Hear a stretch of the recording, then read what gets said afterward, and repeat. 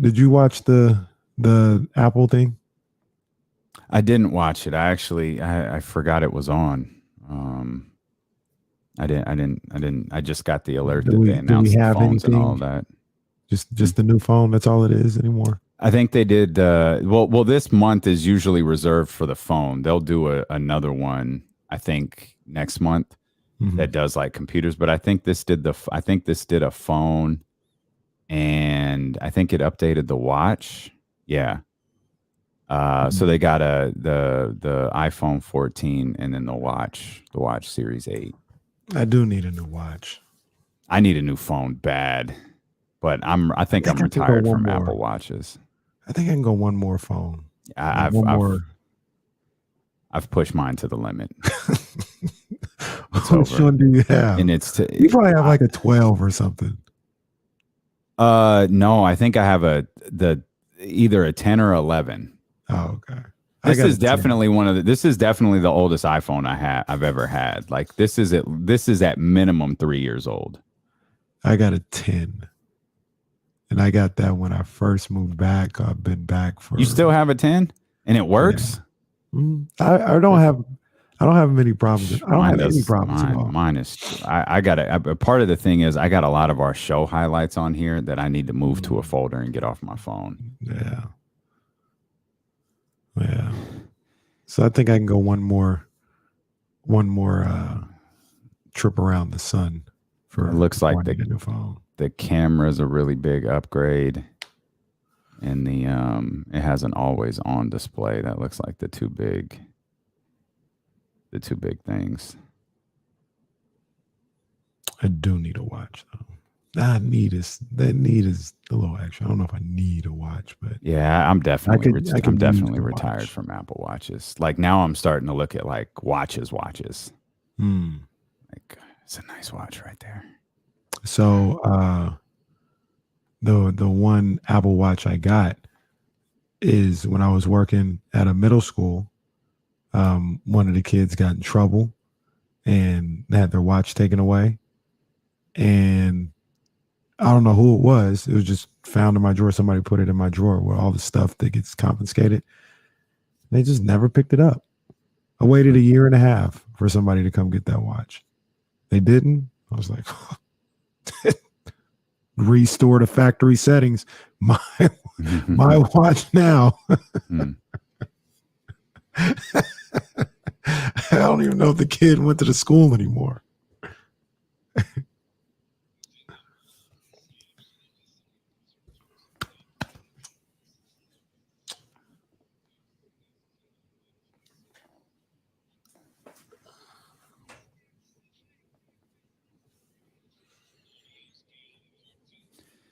What's good, baby? Appreciate you being here with us on this Wednesday, September 7th, championship edition of D-Lo and KC. I'm Damian Barling. Acknowledge me! He's Kenny Caraway. Hold on. Acknowledge me. Literally the same button every day. We know y'all East Coast. We know we at East Coast. I was on the page. I can't wait till your button privileges are revoked. Oh, me and Jesse gonna be in lock sync. Yeah, man. But like Shaq and Kobe early or Shaq and Kobe late? Kenny gonna come in out of shape. Kenny gonna come in out of shape. I gotta be Shaq. Kenny ain't gonna be putting the work in. Jesse's gonna be talking to the media, throwing little shots at him during the show. Gonna hit the wrong button at the start of the show. I'll be like, I had the wrong drop on company time. It's gonna get fixed on company time. We've got plenty to talk about today. The Lamar Hunt U.S. Open Cup finalists tonight. A little added spiciness, bro. Come on, to that game. What's going on? little Spygate action going on with the folks in Orlando. We'll talk about that in just a couple of minutes. Marshall Harris joining us live from Chicago. Oh yeah, let's go. Marshall carving out some time for us. He'll be with us on the live stream. You can watch the show on twitch.tv/ESPN1320, youtube.com/ESPN1320. We're live on Twitter as well. We hope you're following us there at ESPN1320. and at Damian Barling. Of course, the NFL season kicks off tomorrow. James Ham will be with us. We're just about 3 weeks away from the start of Sacramento Kings training camp, so we'll talk to him as we do every single Monday, Wednesday, and Friday in the final hour of the show. Before we dive into all of that, man, what a night it was in Seattle last night with a series that has not disappointed at all. Every game has been fantastic. And Chelsea Gray again, and that's the thing with Vegas. It's been Asia, it's been Kelsey Plum, it's been more Asia Wilson. And when it came time to close this out, man, Chelsea Gray was clutch. Wow. The Grim Reaper, as I called her on Twitter, because, I mean, she closed the door on the Seattle Storm in a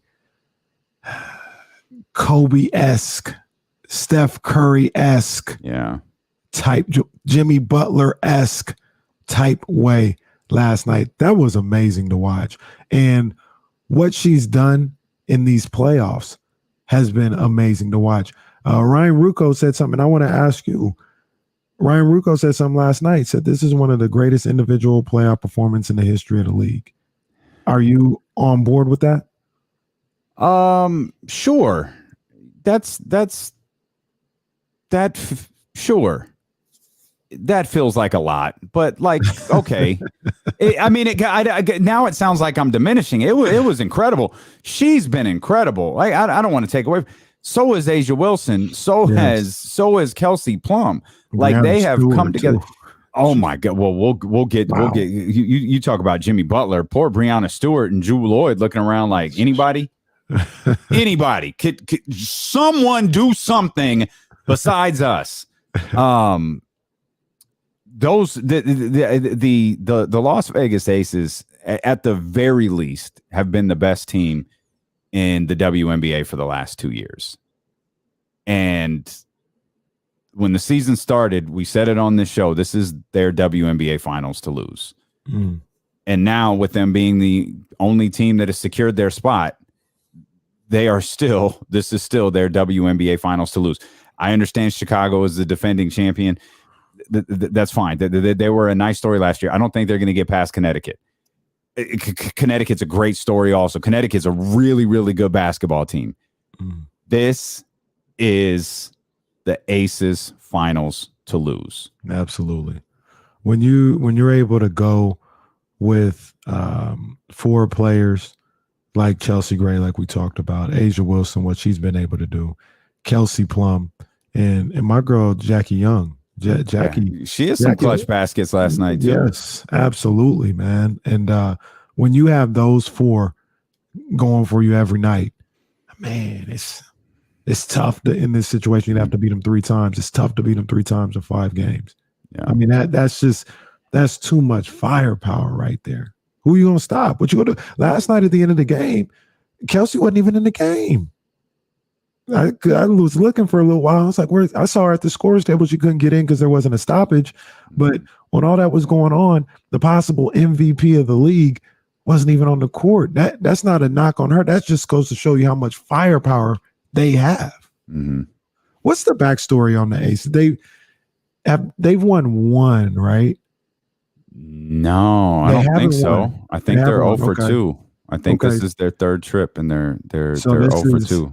They've been knocking on the door for about 4 or 5 years. They've been knocking on the door since their existence. Yeah, Bill Laimbeer did an incredible job building this team. And you recall Liz Cambridge was a part of this team last year. Like he did a great job of putting this team together. Becky Hammond has done a great job of taking this team to the next level and keeping them, focused after losing in the semifinals last year, losing in the WNBA finals the year before. Becky's done a hell of a job of keeping this group like laser focused and taking them to the, it wasn't a big like step for them to take because they're at the top of the ladder, but she managed to get this squad to take that step, and they've got to close it out now.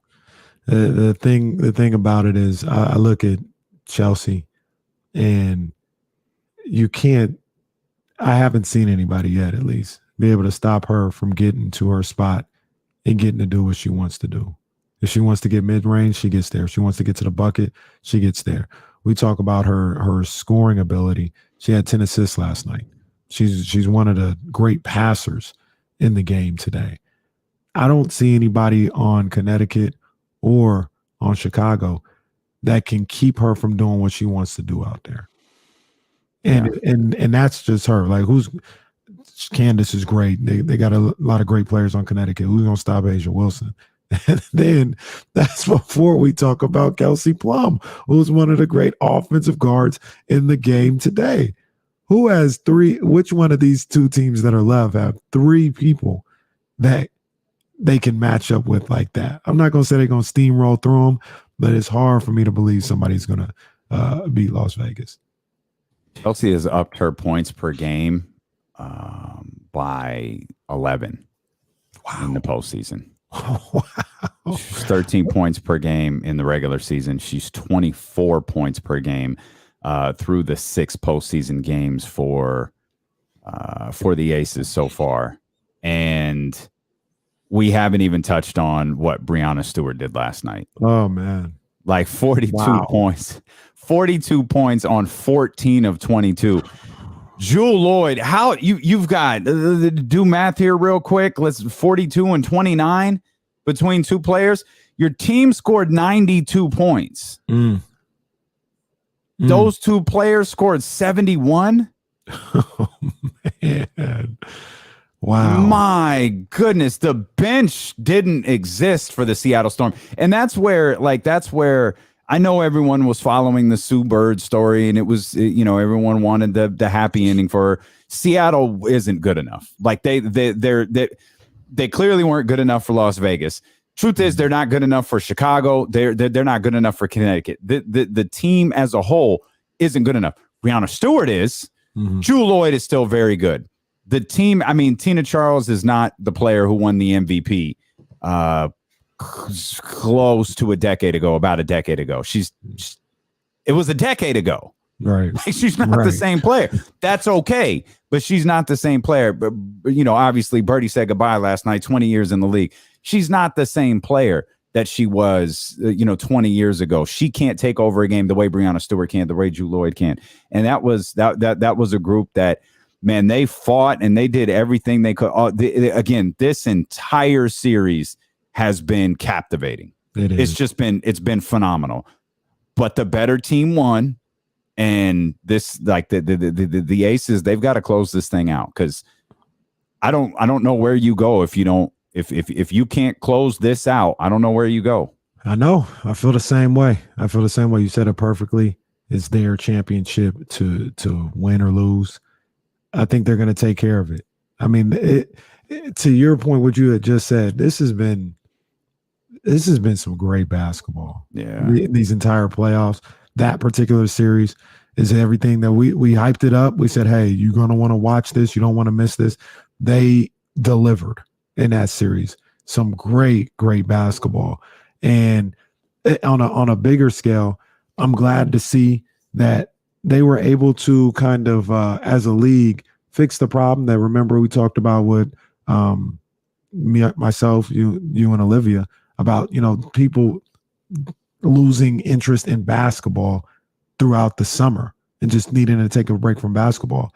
The performances of these teams in the WNBA down the stretch of the regular season and in this postseason has kept people engaged, has kept people captivated.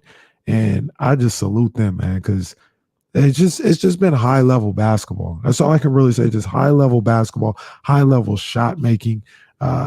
It's a joy to watch. It really is. And Chelsea Gray has been as good as anybody. Stockton, stand up. 209, stand up. St. Mary's High School, stand up, man. Come on now. Let's go. Asia Wilson's college coach is waiting for her in Las Vegas, as is the entire USA basketball squad, because they all realize they're probably going to head to the FIBA World Cup without Asia Wilson, Chelsea Gray, and Kelsey Plum.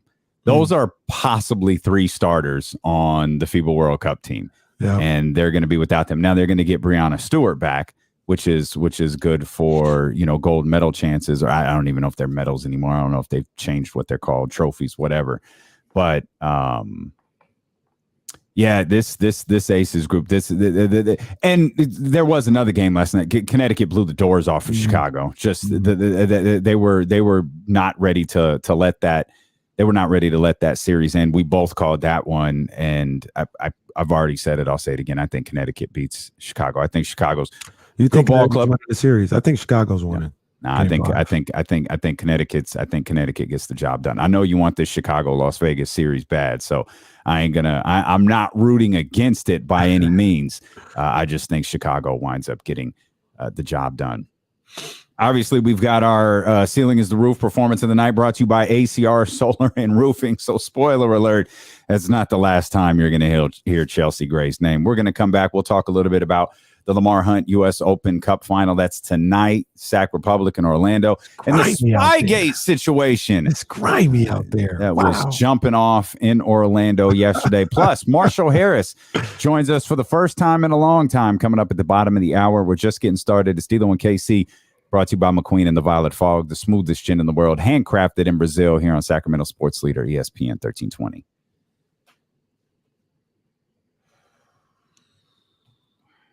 I might, maybe, I don't know if this is right now, but I didn't see this announcement. Asia Wilson won MVP.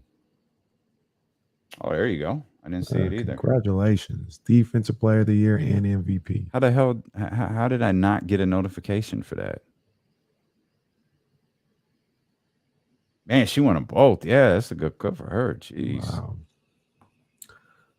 Her resume reads 2-time MVP, Defensive Player of the Year, 4-time All-Star, Rookie of the Year, NCAA champion, gold medal, and she might add champion to her list.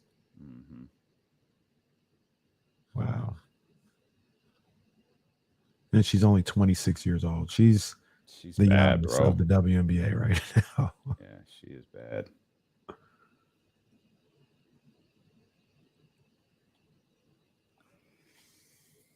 Marshall here. So just gotta, sorry guys, I'm making a name card for Marshall here real quick.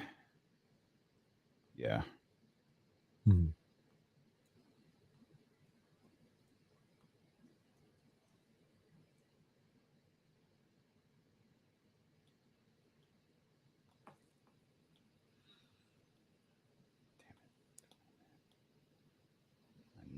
I never remember to get this done.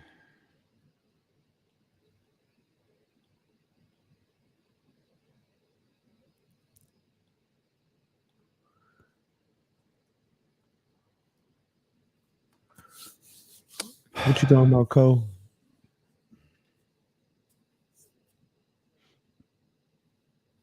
Oh yeah, be the name of the show. Cole did, hit me, so I meant to see that.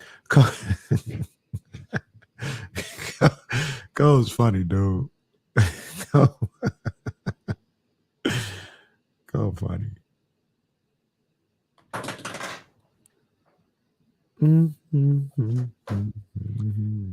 All right, let's get Marshall set up here. Boom.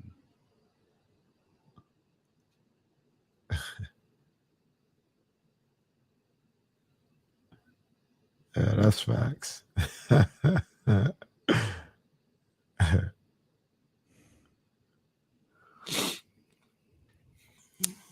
Lazy, what's the move this weekend? I don't know what the move is this weekend, big dog. I'm an old man. Not too many moves made. Did I check? No, I haven't checked it out, man. I haven't checked it out.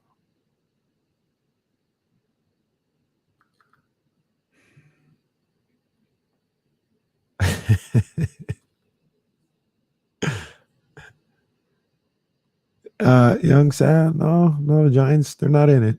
Absolutely not. Absolutely not.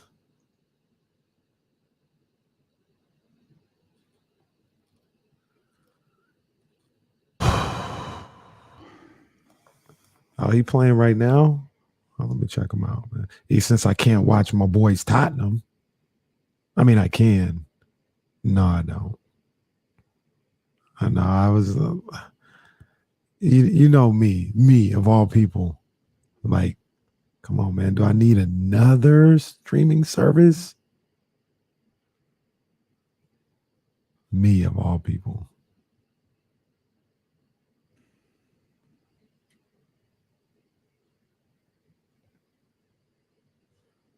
Bradley Beal in the house. At the soccer matchup? No, he's at the U.S. Open watching. How you say my man's name? Yeah, he was there the other night. Ooh, we about to be in that thing, man. Let us have somebody like Serena again. We about to be all through that thing. That Serena match is looking like All-Star Weekend. It was in there.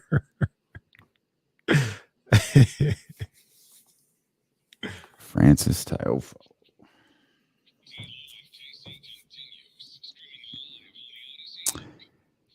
Also live on twitch.tv/ESPN1320, youtube.com/ESPN1320. Excited to talk to our guy, Marshall Harris, coming up here in a few minutes. Of course, Marshall Harris in Chicago now. We'll get his perspective on the 49ers and the Bears coming up this weekend.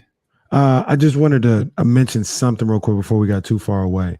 You mentioned Asia Wilson, her former college coach, Don Staley. Last week, we didn't talk about this. I meant to bring this up. Shout out to Don Staley, as always. I don't know if you saw, they have BYU scheduled. And Don said, I'm not playing that game right now in light of what happened at BYU with the black Duke volleyball player. Yeah. And that's not her school or nothing. And Don was like, yeah, I'm not playing that game right now. I'm not really, I'm not feeling that. I don't think there's enough that's been done for that. And shout out to Don Staley. Big ups. And it's a shame that that young lady has had to, meaning at Duke, and her name escapes me. Sorry, it's Miss Richardson, something Richardson. She had to be the adult in the room. She could have fanned the flames of this whole thing, and she just chose not to.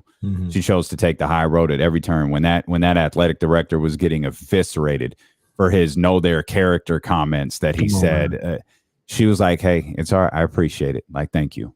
There's please. Oh, he could have been lit up for that, but she chose not to. Right. She chose to continue to focus on her team and focus on her school, man. So good for her. And yeah, man, good for Dawn. And we got this during the commercial break. It's something that is still not popped up on my phone. We're talking about the greatness of Asia Wilson. Asia Wilson, the WNBA MVP. Big ups, man. This year. Hold on, man. Let me get some air horns for the great Asia Wilson. She is the WNBA right now. She is this league. Like she's bad. I said it during the break. What you think about? She's the WNBA Giannis right now. When you look at the resume that she's accumulated, she's MVP, two-time MVP. Excuse me. Where is it at? There you go. Two-time MVP, Defensive Player of the Year, four-time All-Star, Rookie of the Year. One-time gold medalist, NCAA champ, possibly a WNBA champion, only 26 years old. She's Giannis right now. Yeah, she doesn't miss, man. She doesn't miss. Got to get the job done in this next series, though. That whole team needs to get the job done in this next series. The Lamar Hunt U.S. Open Cup finalists tonight. I thought that was going to be super exciting to talk about the Republic in Orlando, but sometime after we got off the air, there was a curveball thrown into this whole thing, and a bizarre story of an Orlando employee who was spying on Sacramento's training. And Chris Biederman, Matt George, Sarah Hodges, everybody was all over this story. I think Sarah Hodges and our crew over at CBS is broadcasting from the game tonight, or is out at the game in Orlando tonight. And you're reading, so apparently this guy was like on the phone. He was watching training. He'd get up, he'd leave, he'd make a phone call, he'd come back, he'd send messages. He was doing all this other stuff. They're telling him to leave, and he doesn't leave, that's the part I can't wrap my head around is like, hey, sir, can you leave? Dude says, no, go find somebody who helps him leave. Maybe that's not how the Republic does things, but every organization needs a guy who makes somebody do something. Yeah. Sir, we asked you to leave. No, I'm not leaving. Bruno, hey, my man said he don't want to leave. Bruno comes over and makes the dude leave. hit him with the hit that man with the Bronx tail. I don't know who Bruno is either. Now you can't leave. Now you can't leave. Hit him with that. Man, yeah, that was the part that just left me a little bit like, what what do you mean he wouldn't leave? Like you said, ask him to leave. Ask him to leave, and then I'm telling you, pull a Sonny. Now's you can't leave. Now we have a problem. That was a hell of a scene right there. You remember that scene in Bronx? Oh yeah, that's a hell of a scene. He said y'all need to leave. They tried to talk tough. He simply went and locked the door. Mm-hmm. Now you can't leave. Beat the hell out of them boys. Now we're Doughboy and we got a problem. Matt George. This is bizarre though. This is wild. So like, they shook. It's all right. Like, hey, if you shook, that's okay. This big bad MLS team is worried about little USL team, but they know this isn't your average USL team. No disrespect to the rest of the league. Sacramento Republic. Orlando knows. Oh, no. They know. We about to smash them boys in Orlando. We about to smash them. They know. They know we the ones. We the ones. About to smash them boys. They know what time it is. So they got a little dude to come down there and do the spy gate.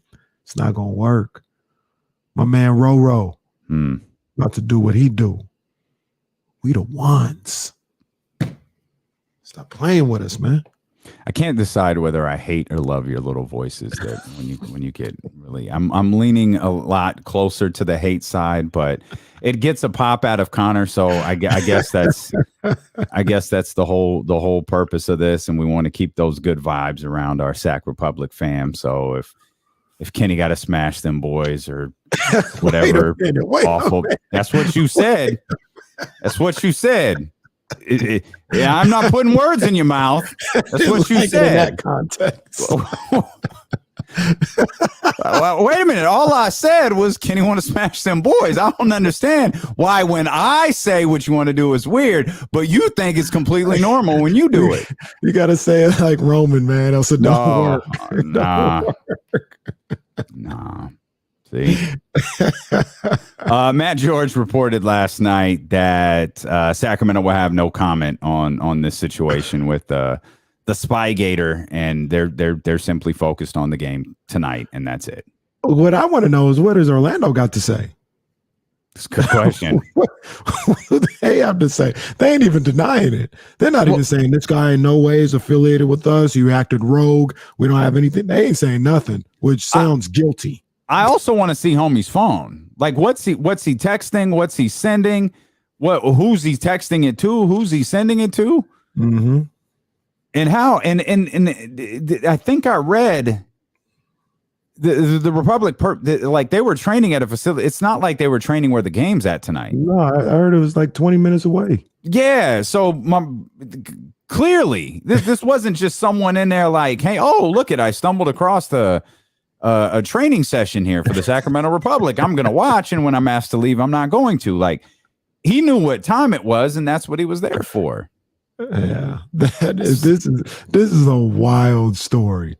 Like, why would you do this? Why would you do this? You scared. Well, there you go. You're scared of the Republic. You're right. They know what's going to happen. They know what's going to happen. If the Republic win tonight, does that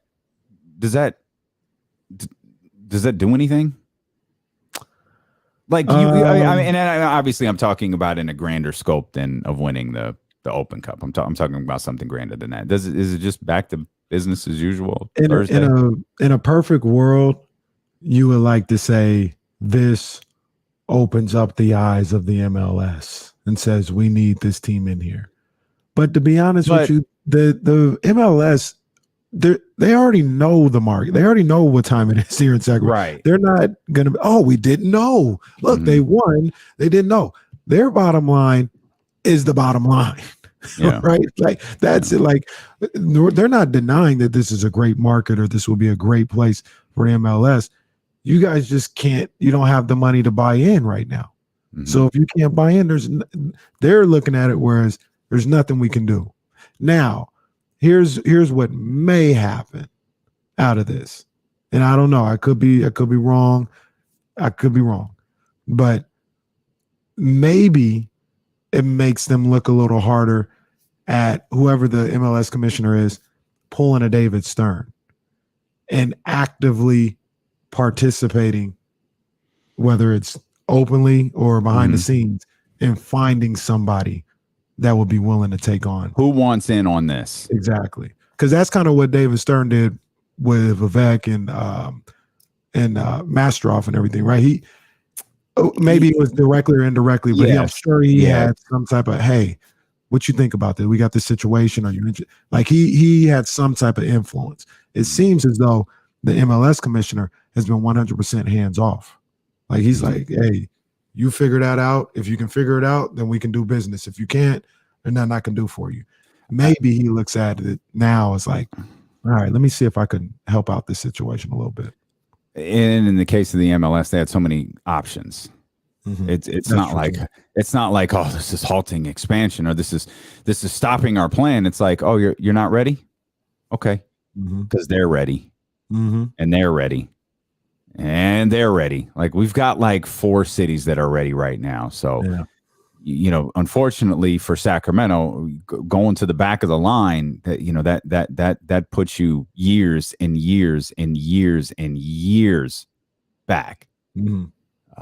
So I don't know. My ultimate thought is I don't think anything happens. I think it's great for Sacramento. It's tremendous for the Republic, but overall, I don't think anything really comes about of this if Sacramento wins. Again, I don't want to. It's awesome. I don't. It's not a win and you're in type thing. It's not like they're taking Orlando's place if they win this. If they win this game tonight, now that'd be some stakes. Like again, we say this all the time. If you look at life through the scope of professional wrestling, it's better. Mm-hmm. And if this is a win and you're in match, if this is the Royal Rumble and the winner gets a shot at the title at WrestleMania, this is it. You Republic wins, they're in the MLS. Orlando loses, well, you're out. Hey. Okay, you battle it out in the Royal Rumble next year with everybody else.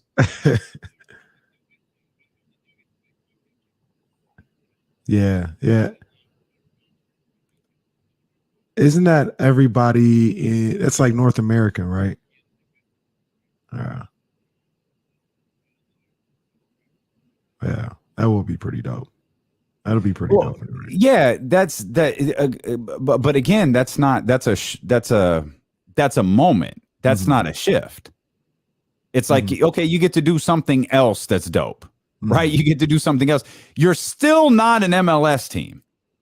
Right. You're still, I guess that stadium still isn't getting built, but you get to do all of this other cool stuff too. Some of the big boys will come down here. Some of the big programs, you'll play some of the big dogs in soccer. And speaking of big dogs, oh my goodness. Ladies and gentlemen, for the first time in a long time, we welcome live from Chicago, Illinois. And he does it. I think he to level himself down a little bit. He took his tie off. So he's been all ties since going to Chicago. We welcome in our man Marshall Harris. Now y'all know I don't put the tie on until right before I go on air. So that's just the look. That's all I know is Marshall. I'm a not tie guy. He's got ties. He's got like glamour pics. He's brand new headshots. But check this out though. I feel like he looks a little more menacing now with the filled-in goatee. That's He's true. a little bit more menacing. Musso's wedding. He looked a little like, oh, Marshall. Okay. Let me just tell y'all, Joe Musso's wedding was everything you would expect it was. I believe that. At Kevin Costner's ranch in Aspen, yeah, we were living the high life. I was like, this is what it probably feels like to be D-Lo and KC every weekend. This guy, come on, man. I'm not going to speak for Kenny, but I can't think of a reason we'd be partying at Kevin Costner's ranch in Aspen. So.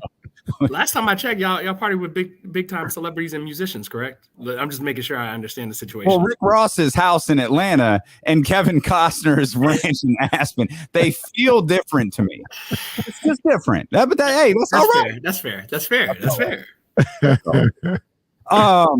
Thanks for joining us, man. We're thrilled to see you. You know, you're always have it. You know, whatever you need, I'm here. If I can do it, if I can swing it, I'm gonna be here. Thanks for having me. I think it's a bigger thing to say here. Always, man. I think the last time we talked to Marshall, he was talking about how De'Aaron Fox wasn't good. I think he called into the show to say what I said. I said what I said. I do recall that. You were listening from afar. You were pretty fired up that day. And I traded him shortly thereafter. Off my fantasy team. This was fantasy basketball work, and how do you feel? We've got to talk about Chicago and San Francisco. I know you've been watching from afar. You still got us out here. Yes. Still got Sarah Hodges out here. Mm-hmm. What do you think about the offseason that the Sacramento Kings had? I think they've had a good offseason, but I've said that before. Like, I thought Dwayne Dedmon was a great pickup. So, yeah, exactly. The way Kenny is shaking his head right now, that's how Kings fans shake their head every time they fall for the banana in the tailpipe in the offseason and the regular season comes. Bottom line is this. They have to win games. I don't care how good they look on paper. I don't care how many points De'Aaron Fox does or does not score a game. They have to play defense, and they have to win games. Holler at me at the All-Star break. That's a fair assessment. That's what everybody here is saying as well. Marshall, I said at the end of the offseason, you got to end this streak by any means possible. You have to end the streak. You can't be walking around 17, 18, 19 years not being in the playoffs. If that means making a couple of moves that people deem as, they win now, they're going after Kevin Huerter to just get into the play. Yeah, do that, please. You can't be running around 18 years out of the playoffs. Nobody in damn near professional sports is doing something like that. I think they've made steps towards doing that this offseason. I'll say this, as a long-suffering, but no longer suffering, I should say, Buffalo Bills fans, we had the record at one point for the active streak of all the four major sports seasons without making the playoffs before, of course, Josh Allen came through and ended that. And yeah, you're right. There is a feeling of, man, just wake me up when something happens. And you can look back at the last almost 2 decades now and say, there have been some nice moments for the Kings, but nothing of heavy substance, like nothing to celebrate. Let me put it that way. Yeah. Let's shift. You mentioned your Buffalo Bills to talk about the football team you're covering now in Chicago. I'm a big Justin Fields fan. I like him a lot. I don't know what to think of the Chicago team. They don't look particularly good. You're a lot closer to it than we are. What do you think about that Chicago team and Justin Fields entering his second season? I think they're young. They've got 15 rookies on the 53-man roster, but their defense only has 2 rookie starters, but they're both in the secondary. But could the secondary be any worse than it was last year in terms of blown coverage and giving up big plays? So I think you look at Jaquan Brisker and really the cornerback secondary situation, and this isn't a horrible stepping stone for them from that standpoint. And that, do I expect Trey Lance to come out and throw for 300 yards? If he does, we have problems. So I think it's going to be an interesting game because you've got, 2 top picks, 2 of the top 4 quarterback picks going head to head from last year's draft. And a lot of people do believe, I think you were one of those people who believed, Damian, that Justin Fields was better than Trey Lance. Yeah, I did. Yeah. So Justin Fields was my favorite quarterback in that draft. Yeah. It's a chance for some things to get sorted out, because if Justin Fields plays better than Trey Lance, the Niners could still win the game. But if Justin Fields plays better than Trey Lance, the Bears certainly can win the game. And that might be what it comes down to, because I think the defense is going to be good. It's going to be a positive thing for the Bears, because they have a very experienced defense. They've got guys like Robert Quinn, who set the sack record for the team last year. I mean, you have some guys who can make plays. It's just going to – there's rain in the forecast, so it could be one of those ugly games. What's rain? What'd you say? What is rain? Oh, no. I'm sorry, guys. My bad. What's the temperature there today? Very cool. 106 is supposed to be the right day. Very cool. It was sad. It was 106, and I was like, I can do that. I can handle that. That's fine. 106 without the park. I got you. But listen, I know this, that NFL's back. And every year we see things happen, especially early in the season. We're like, how did that happen? Mm-hmm. And I think this could be one of those situations where, I'm not saying the Bears are, I think, 6.5-point underdogs, but I wouldn't be surprised if the Bears won that game. I just think the biggest thing for me is Kyle Shanahan is an offensive mastermind of sorts. They know how to run it. They know how to scheme it. And Matt Eberflus, his whole thing is this hits principle, which is all about creating big plays, running to the ball. It almost sounds gimmicky when you think about like how guys, run the ball, make big plays or whatever. But it worked in Indianapolis. There's no reason with the talent they have on defense, or the potential of talent on defense, that it can't work here. When you talk about week one and I hear that, the run to the ball and everything, it sounds like a sucker for Kyle Shanahan. He is going to misdirection and play action them to death. They're going to overrun plays, and the big plays are going to happen that way. But I will say this, because I like what you talked about on the defensive end. I think the Bears do have some players on the defensive end. Maybe not ready right now, but they got some players on the defensive end. I like Justin Fields as a quarterback. But here's the issue. Everything around him, when we're just talking about week one at the very least, everything around him is tailor-made for the 49ers to not allow more than 13 points probably, because there's not enough offensive weapons. Then you're going up against a top 5 defense. You're going up against a potential best defensive line in the game. And the Chicago Bears, from everything that I've seen and heard, is one of the worst offensive lines in the game. And that's a recipe for disaster on Sunday. They're definitely the wild card here. Like, if the offensive line doesn't hold up, I mean, the game's over before it starts, right? But if the offensive line, it's kind of a wild card situation because of the fact that they've moved some pieces around, and we're not sure scheme-wise what Luke Getsy has up his sleeve, who came from Green Bay to be the offensive coordinator. So it feels like a very much the unknown versus the known. We know what the Niners are outside of the quarterback position, and we know what they're capable of outside the quarterback position. 2 starts last year for Trey Lance? He played in like 5 or 6 games. So there's going to be a learning curve for him, just like there was a learning curve for Justin Fields last year. And I guess there continues to be a learning curve until you establish yourself as that guy. Mm-hmm. So it's just going to be fun to watch, man. I mean, Fields was taken 8 spots after your guy Trey Lance in the draft, so there's kind of something to prove there. Although he says he's glad he got taken, where he giving you all the lip service. I'm glad that I got passed up by the 49ers and Bears. I'm right where I'm supposed to be. But Darnell Mooney, his top receiver, who we're going to find out very quickly if he is a true number 1 receiver, he says he believes Justin Fields will make the San Francisco 49ers regret not picking him with that number 3 overall pick. Very good. I like that. I think Justin Fields has potential to be a very good quarterback, but I also think Trey Lance has the possibility of being a very, very good quarterback. The only thing, go ahead, Marshall. No, I was just going to say, and he has more weapons around him right now. That's what concerns me. That's my concern for Justin Fields in this. Like, Trey Lance has the opportunity to grow with a really experienced team. Justin Fields got a bunch of other kids around him. Like, they're all trying to figure this thing out together. Whereas with Trey Lance, at worst, you got Kittle and Debo and some of these other guys, Trent Williams, you got Fred Warner, you got them all putting his arm around Trey, going, "Hey, we'll get you there, kid. Don't worry about it. Like, we got you." Whereas Justin Fields, he's looking around, hey, that kid younger than me. This dude over here younger than me. Like, wait a minute, who am I supposed to lean on in this? Yeah, I think, he had Jimmy Graham last year as, the veteran tight end, who was obviously past his playing prime, but obviously he's seen a lot in the game. He can, help out with that. David Montgomery is still young. I mean, you're right. It's a bunch of kids, and we'll find out. It's a situation where we'll find out pretty quickly, where we are. But I can tell you this: they look better and more organized. I know it's preseason, but they just look better and more organized under Matt Eberflus than they did under Matt Nagy last year. So I think people in Chicago are optimistic, even if this season bears out 6-7 wins. They're optimistic about the future because they have what a lot of people believe is the quarterback, and that's the most important piece that you need on a football team at any level. Let's be honest, these days. Yeah, we've got to let you go. You're far, far, far busier than you used to be. So we'll get you out on this. Buffalo is like the consensus, like the universal number one team in the power rankings. Oh, you don't want to talk about that? Oh, okay. We don't have to talk about it. They did change that overtime rule though, so who knows what's possible. Gosh.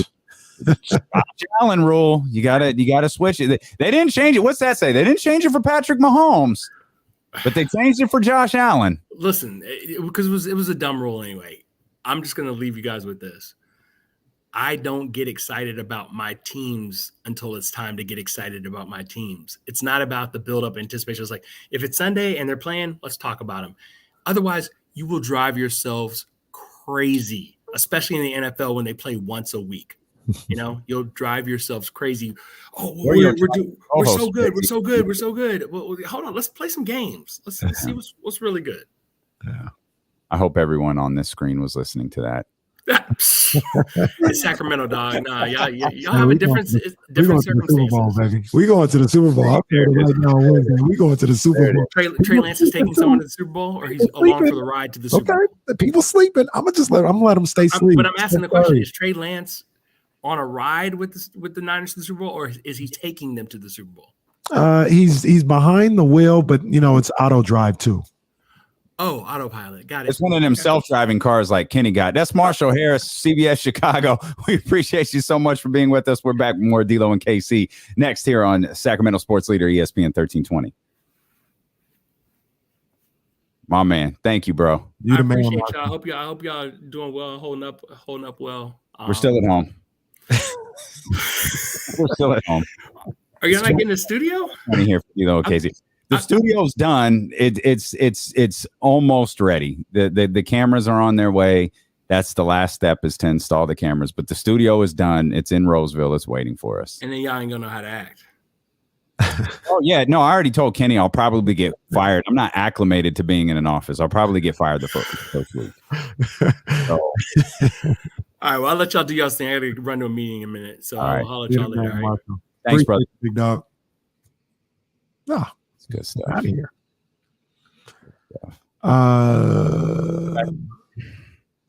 Rob Brown, I completely disagree with this. This is about that's a little extra, Rob. A little extra. His knee jerk is that's a little extra, Rob. Hey, what's up, big dog? Tony, house man. What's up, big dog? Yeah. So that's funny. We're gonna talk about that here. We'll talk about that here after we give Chelsea Gray an award. You want to make that switch back? Oh yeah.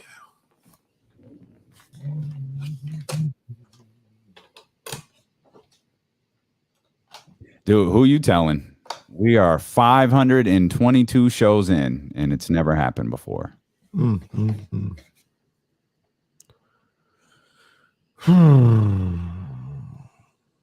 Yeah, so we're not going to talk about this on the air, but since Zen Master brought it up, I think that was fake. I don't think that's real. Why would I put that on their website? I have no idea, but that tweet's already gone. Now, the other thing about that, though, is in the grand scheme of things, like, yeah, I think that's what's going to happen, but I don't think it's like they're going to announce it within 30 days or nothing like that. Like, but eventually we'll get to that point. I do believe that Las Vegas and Seattle will be getting their team. I don't know when they're going to announce, but they'll be next. Yeah. She was kind of out of pocket. She was out of pocket for that. Yeah.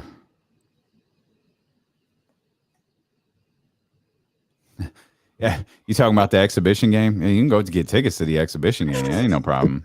That ain't nothing, Zen Master. I did worry. I have thought about Kenny's eating habits in the studio. I have thought about that a time or two. I'm gonna be fine, man. I'm gonna be fine. I'm gonna eat a little better, getting a little softer than I like. And a huge part of it is your diet. So. Now, see, they're like, this sucker will pay for anything. One thing that I'm pretty good at doing is when something is like outrageous, I'll cut it off. I remember one day we went to McDonald's for breakfast.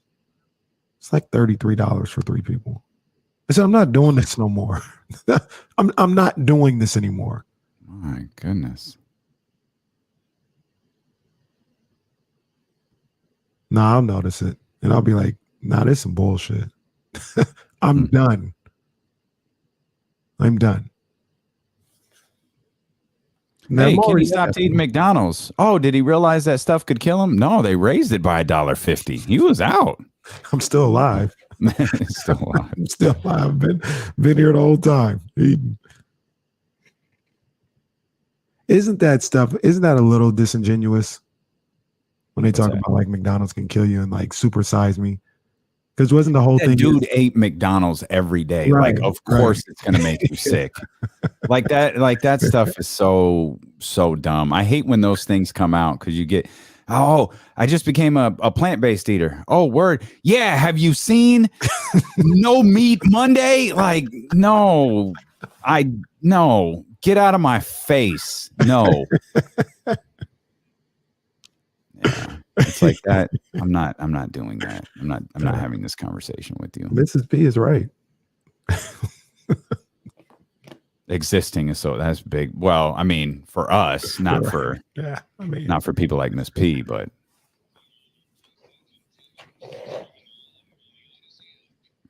great to see Marshall Harris here on the stream. It is. It just came to my head just now. You know, the rejoiner. I was in the booth last night. I had to pen in the pad because we're getting closer to the start of the season. Oh, so we're writing rhymes down. We're not going Jay-Z style. We're not going. We never have. Big. Okay, no, I'm yeah, no, like we talked about this on a soon to be released edition of Corners of the Culture, where Big started out writing rhymes down, and then he got more comfortable and he stopped writing them. I just thought after a season of Drake bars, maybe KC had gotten comfortable, with the rhymes now. And no, Damian, they only won 30 games. I haven't had enough reps. If they won 50 games, sure, maybe I'd become. They only won 30 games. It's almost like me trying to get comfortable after 15 wins. Okay. Oh, that's for sure. It's one of the worst things that ever happened to us. Rose was like, that's fire. Rose said that's fire. He could have meant. Yeah, you know what that means. He could have meant burn this. That's what we might have thought like, yo, is fire, but he could have meant, no, Kenny, burn this. He liked the video. So he liked it and fire. Like if he would have just put fire emojis without liking it, yeah, maybe burn this, but I like it. This is fire. Just realized we were supposed to hear from Rick Ross. It just dawned on me. We had started discussions about Rick Ross and Brett Bears Part 3. We'll have to follow up on that with Black Bottles 916, who I think has gone missing. I haven't seen or heard from Black Bottles 916 in weeks. If he jumps in the chat, someone let us know. He was in the chat last week. Okay.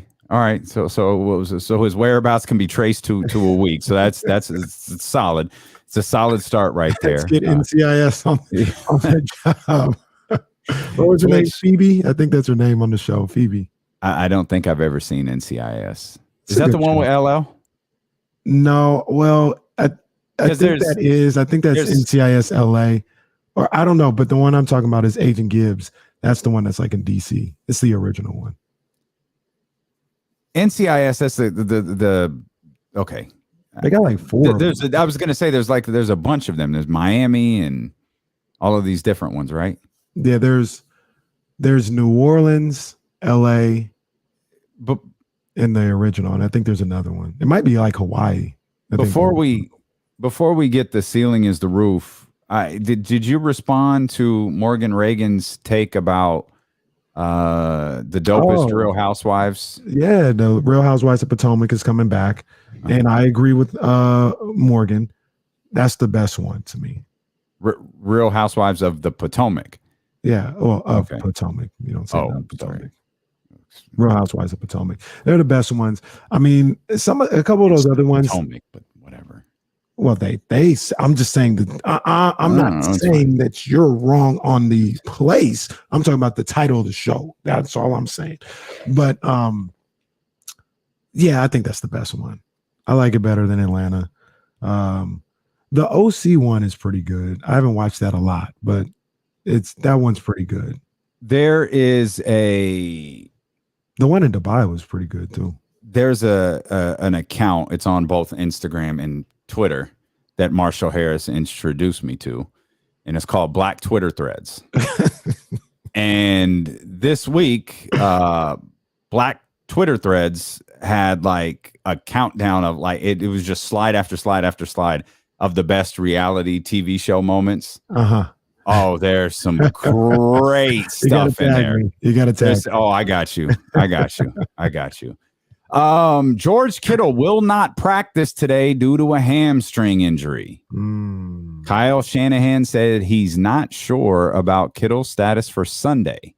That's from Matt Mayoka right there. George Kittle will not practice today due to a hamstring injury. Kyle Shanahan said he's not sure about Kittle's status for Sunday. Well, Kittle getting those missed games out the way early. Smart. Okay. I'm going to reserve comment on George Kittle's status right now. We've already said it. He's in the Kevin Durant, Kyrie Irving thing where, okay, they're not playing 82. He's not playing 17. But how many is he going to play? How did he hurt his? So he hurt his hamstring in practice. All right, that's a problem. That's a problem. I have J.J. Watt's injured. J.J. Watt's got a calf injury. All right. I mean, but at the same time, George Kittle's playing. What is there? 17 games in the season. He's playing 15 games this year. Okay, like that's what he does because of the way that he plays. It typically, he doesn't play the entire season, but he'll be there. He's tough. He'll be there. He guts it out. I'm not surprised and not concerned at the same time. Not surprised and not concerned. All right. I'm glad y'all. I'm glad you aren't concerned. Let's do this real quick. We're going to get back to the 49ers, but The ceiling is the roof. Let's make it happen. Let's keep moving forward. The ceiling is the roof performance of the night brought to you by ACR Solar and Roofing. Call 916-481-7200 to set your appointment. I know solar panels feel like a great idea right now with 106s, 107s, 108s all on the way. It's been a brutal summer. Don't get caught flat-footed next year. And maybe it's not solar panels that you need. Maybe you just need your roof replaced. Maybe that'll help bring that energy bill down a little bit. Maybe you don't need either one of those. Maybe you got a new electric vehicle and you need the charger there. Yeah, you can do that too. There's a lot they could do. 916-481-7200, ACR Solar and Roofing. There's no question who gets this. Incredible performances last night from Breonna Stewart, from Jewel Lloyd. We said goodbye to Sue Bird last night. Incredible performances from the now two-time MVP, Asia Wilson. Kelsey Plum played her role as well, but it was Chelsea Gray, the Grim Reaper, as Kenny named her last night, who just was throwing dagger after dagger at the Seattle Storm. 31 points, 10 assists. Man. And the Aces are headed to the WNBA Finals, awaiting the winner of Chicago and Connecticut. What a performance. I mean, those final, I know she had more than that in the fourth quarter, but I'm thinking back to the final 3 buckets that she got. She had a mid-range, and then she hit the 3, and then the dagger was after they had gotten the stop, going one-on-one with the rookie, pulling up at the top of the key and cashing out. What a performance. I was in front of the TV, fist pumping and all this. I'm not an Aces fan, but I just love to see players come through in the biggest moments and put teams away the way she did last night. Big ups to Chelsea Gray. And I mean, also big ups to her for ending a Seattle sports team season. That's always going to get extra points for me. You need help. Like your anger towards cities like Seattle and Dallas is not healthy. No. We have access. Well, I guess I'm sick then. That's what I said. You need help. I'm going to be sick then. Okay. You be sick. And we'll get a hold of Chelsea Gray and let her know, while Asia Wilson can brag about 2 MVPs, I can tell you what Asia Wilson doesn't have. She doesn't have the most ceiling is the roof performances of the night. Chelsea Gray now tied with Keegan Murray for the most ceiling is the roof performance of the night, brought to you by ACR Solar and Roofing. So a big day for both Asia Wilson and Chelsea Gray. Yeah, man. I mean, this is also adds credence to what Ryan Ruocco said when he said this is one of the great playoff performances of all time. I'm going to assume, I could be wrong. I mean, there may be one that wasn't in there, but I think all those are playoff performances. Gotta be. So yeah, one of the great playoff performances of all time. I'll say this. I'm not speaking in hyperbole. I'll remember this. Oh, for sure. I'll remember I remember that playoffs where Chelsea just kept killing them and putting teams like, I'm going to remember this. No doubt. The 49ers team captains for the 2022 season: George Kittle, Trent Williams, Eric Armstead, Fred Warner, Nick Bosa, and Jimmy Ward. Those are the captains. One person that kind of graduated there, and that's it. I guess it's good for him to see that, is Nick Bosa. That's one guy who didn't necessarily have like the feel, and I don't mean this as like a knock or anything like that. It just didn't seem like his role to be a leader or a captain. But Kyle Shanahan and I think the locker room was a little skeptical. They're like, hey, not so fast, pal. Yeah. Let's see how this works out. That for sure. But it didn't seem like his nature, right? Like I just go out and play. I'm not here to lead anybody or, do anything. I'm just going out here and play. But the fact that Kyle, and I don't know who chooses these, if it's just Kyle or the entire coaching staff or some of the players. Team voting. I mean, that's Kyle Shanahan said he wanted to have 6 captains. Trey Lance, Deebo Samuel were 7th and 8th in team voting. That's a nod to Nick Bosa for him to be selected by his peers as one of the captains. So the other 5, I could have assumed or picked out. Easy work. Because they are leaders. But to see Nick Bosa on there, that caught my eye, and that's a nod to his growth, maybe. Looking to see if there are any other notes from 49ers practice. Doesn't really look like it. Jimmy Garoppolo has taken part in a couple of practices. He's taking part in practice today. Kyle Shanahan said he's throwing the ball really well. That shouldn't matter because he shouldn't play. But I'm sure he's being asked the question. So, there you have it. Any other updates from 49ers practice? Of course, we will pass them along to you as the season gets underway on Sunday. The biggest news to come out of practice today. It's not necessarily news yet, but it is something to keep your eye on. Probably more for fantasy purposes or gambling purposes than anything else. But Kyle Shanahan said he's not sure about George Kittle's status for Sunday yet.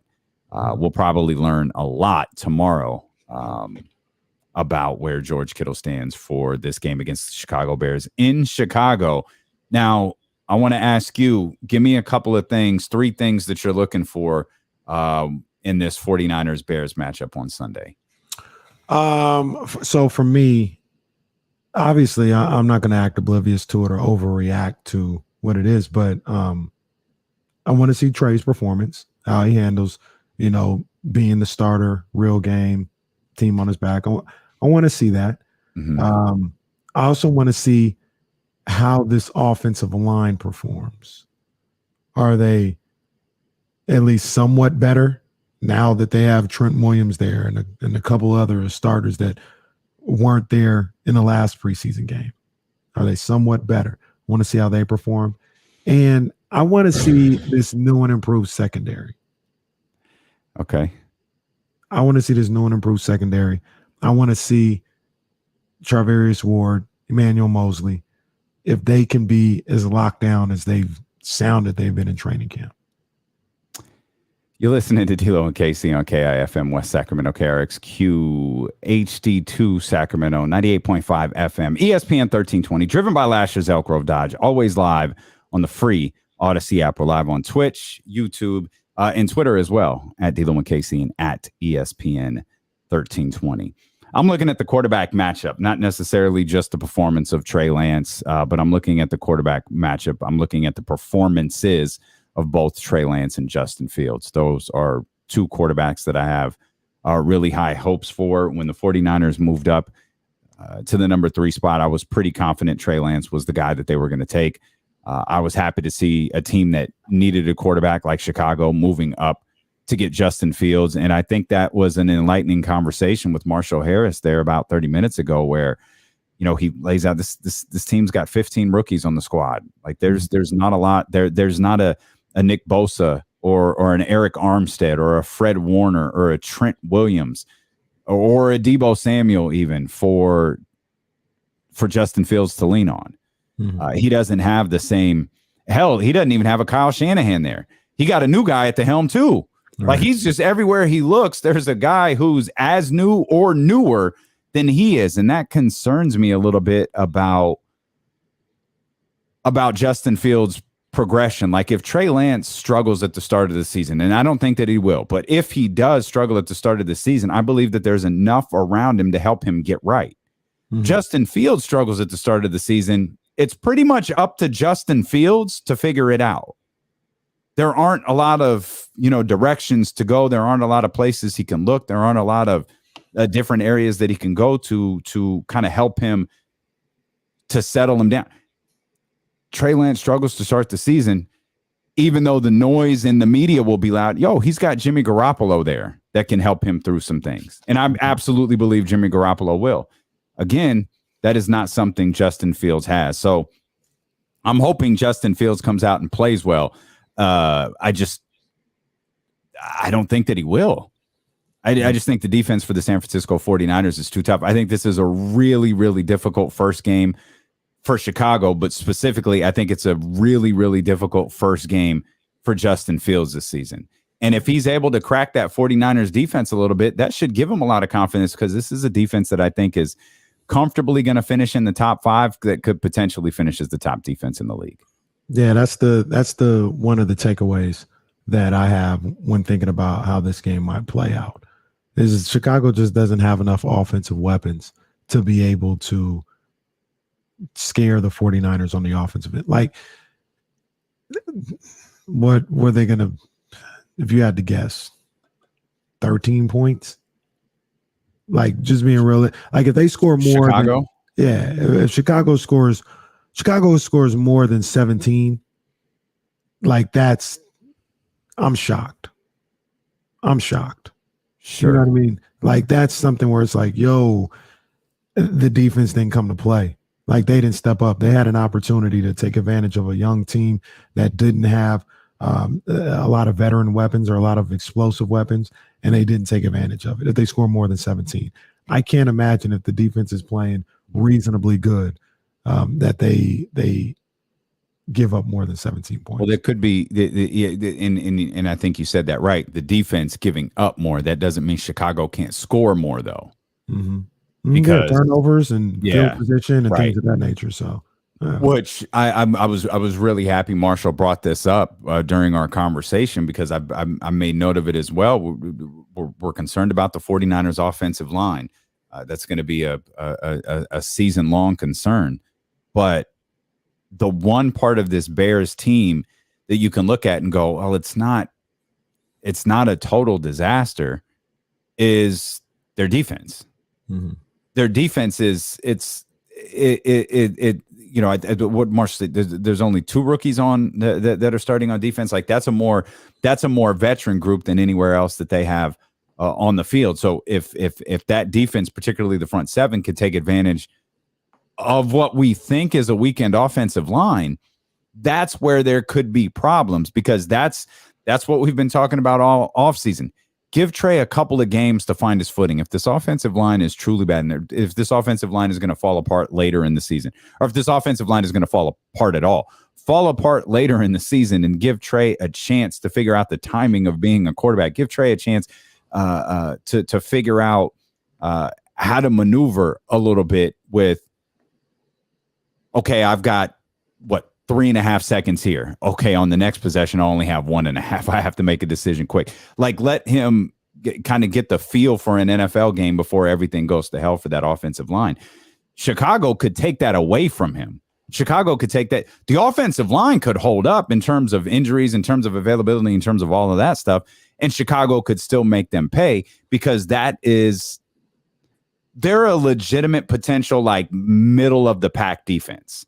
Like a 15, a 16, a 17, something like that. They're not we were looking at these power rankings. Chicago was 32 on like 10 of these lists that we looked at. Yeah. Their defense isn't this isn't a Sacramento Kings defense that we're looking at, a Sacramento Kings of years past defense that we're looking at. Like, this is a defense that can hold up. And if, what was the number, 6, 7, Marshall said, if the Bears pull out 6 or 7 wins this year, a lot of it is going to be because of what their defense was able to help them do. Yeah, I agree.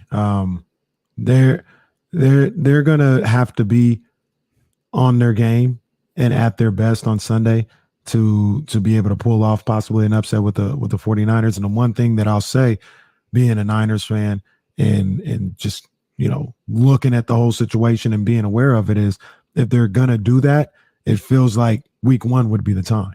I talk about it all the time. Week 1 is when these teams that aren't going to be very good this year, that's when they feel their best. That's when they're probably the most energized. That's when they're probably the most optimistic. Everybody's 0-0. So it's going to be week 1, home game. If there's any game that's going to be full to capacity and big time and have energy in it, is going to be that week 1 game in Chicago. And weird things can happen in those situations. So that's something that, as much as I think the Niners are considerably better than the Bears, that's something that you got to be aware of. We were watching last year. I mean, it got a little out of hand, and then it got even more out of hand in a weird way. But at the beginning of that Lions-Niners game last year, the Lions were playing with them. Lions were moving the ball. They were doing things. It was opening week. It was week 1, new head coach. They had a lot of energy to them. Then the Niners did what they did and separated, but then the new head coach trying to establish the culture. We're not going to stop playing, and they kept going, and it got crazy with the comeback and everything. So these week 1 games, a lot of different things could happen in those week 1 games. And the final thing for me, you flip the script a little bit. We're talking about, how does the San Francisco 49ers offensive line hold up against a potential middle of the pack, near middle of the pack Chicago Bears defense? The final thing to watch for, how does that Chicago Bears offensive line hold up against a potential top 3, 2, 1 defense in the NFL that the San Francisco 49ers have? And how do they hold up on, we'll talk about this later with the guy who's going to be in the conversation for Defensive Player of the Year, and Nick Bosa. Yeah, I think I heard, forgive me if I'm wrong, but I'm pretty sure I heard this correctly. I heard the Bears picked up a league highest 7 players off of waivers on cut down day. Wow. So I think typically it's like 2 or 3, maybe, if somebody's picking somebody. 7 players. That means you had 7 spots already that you're like, these guys, they're not going to get it done. And then you were like, well, let's look at the guys that nobody else wants, and let's put them on this team.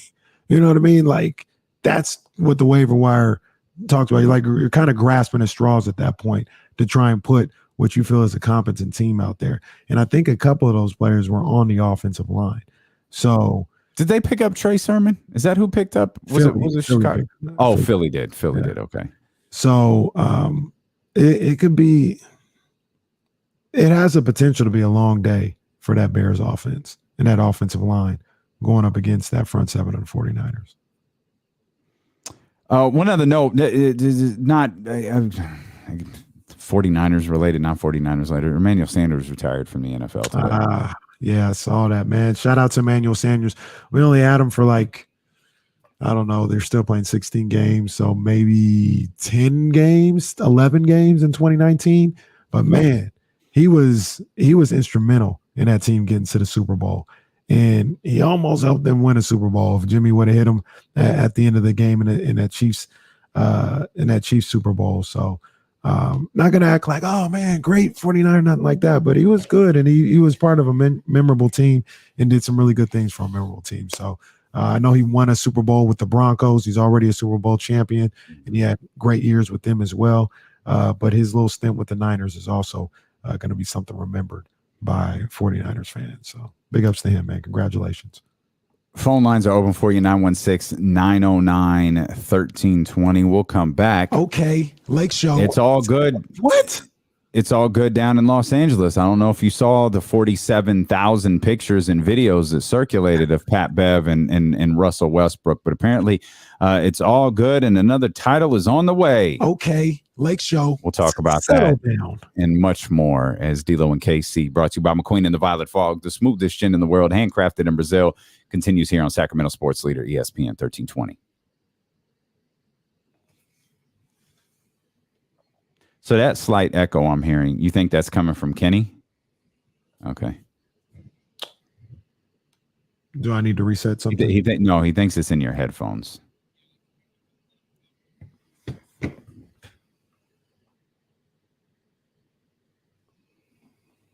You guys say something real quick. Check one, check two. You got me? Can you hear me? Yeah, I can hear you. Do you still hear the echo? No. Okay. It's gone. These headphones I don't know if it's probably the cord, because these headphones be tripping.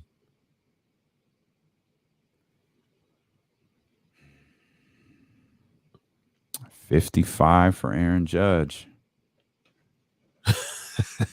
He had another one today. Yeah.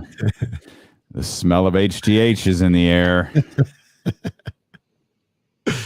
Oh, he's not beating other opponents over the head with a helmet, though. So,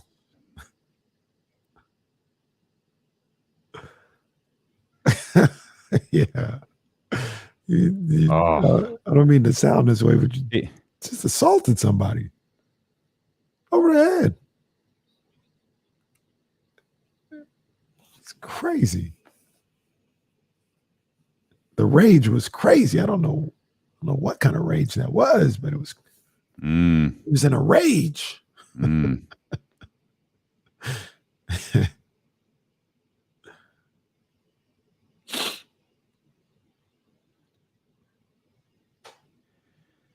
Oh man, we working today. Boom, boom, boom, boom, boom.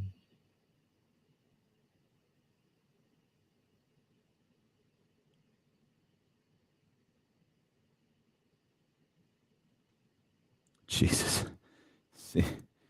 CM Punk suffers serious injury.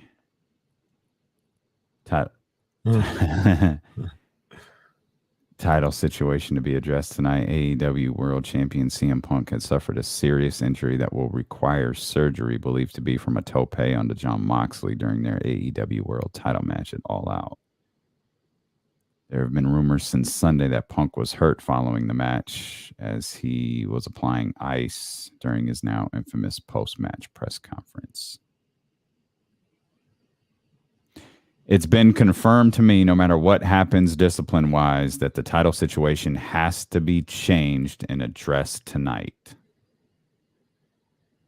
So after going months and months and months, after going years with like 4 champions, they went to Punk, Mox, Punk, and now it's going to go to somebody else. And I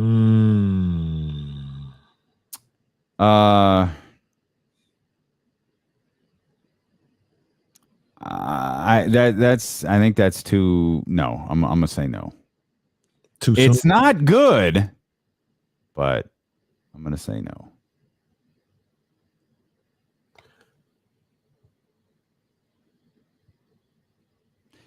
Interesting.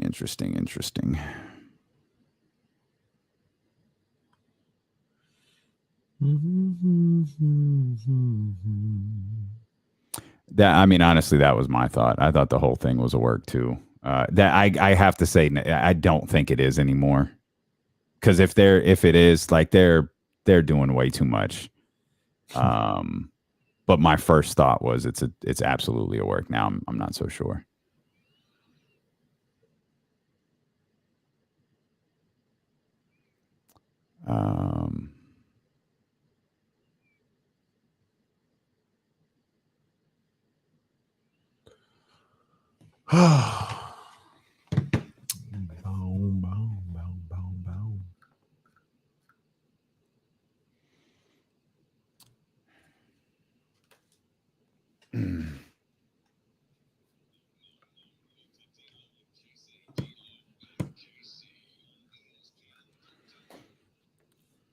It's all bad in AEW, man.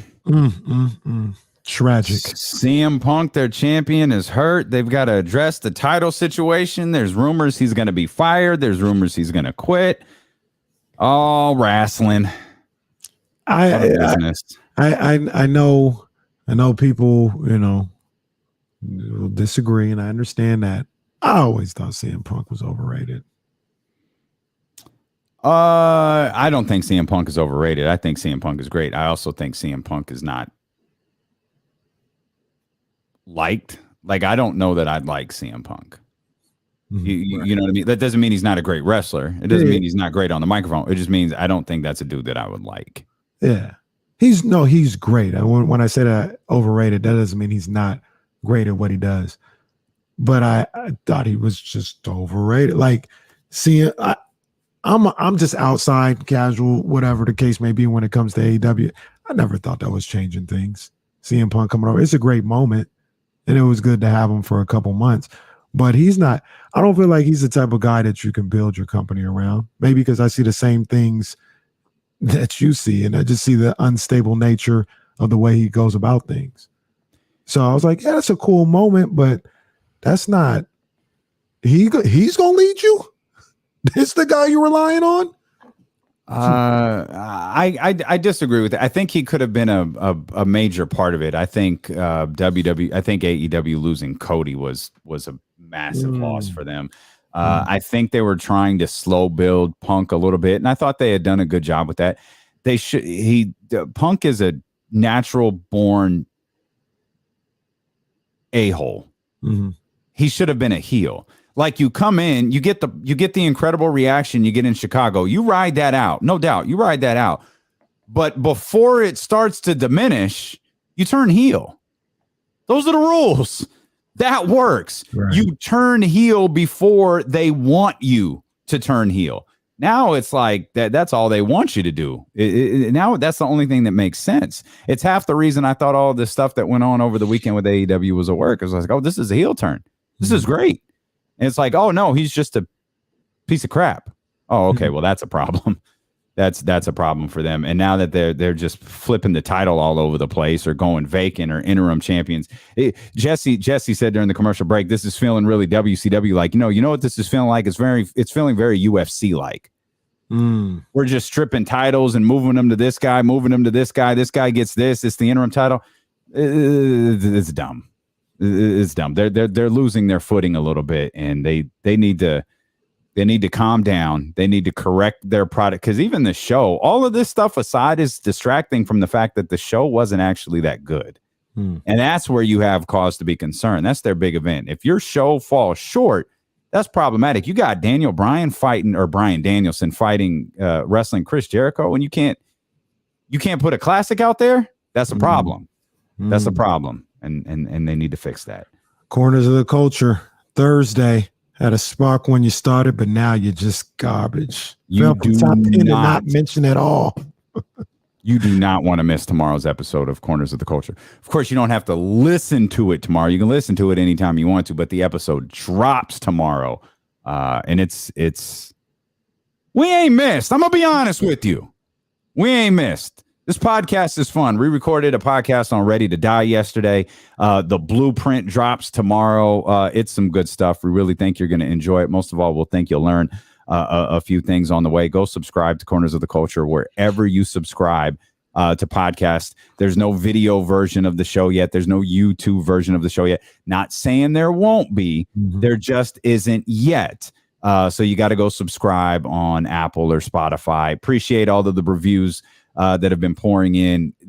I promise you, they go a really long way. Leave that 5-star rating if you think we're worth it, and just leave a little 1-sentence review about how much you love and adore us. I'm not speaking for you. If you could just tell the world how much you love and adore D'Lo and Casey, that would go a long way into helping the podcast grow and me being able to tell our bosses I told you so. Aaron Judge, 55. All rise. He's 55 home runs for Aaron Judge. I feel like he's hit like 4 home runs in the last 5 days.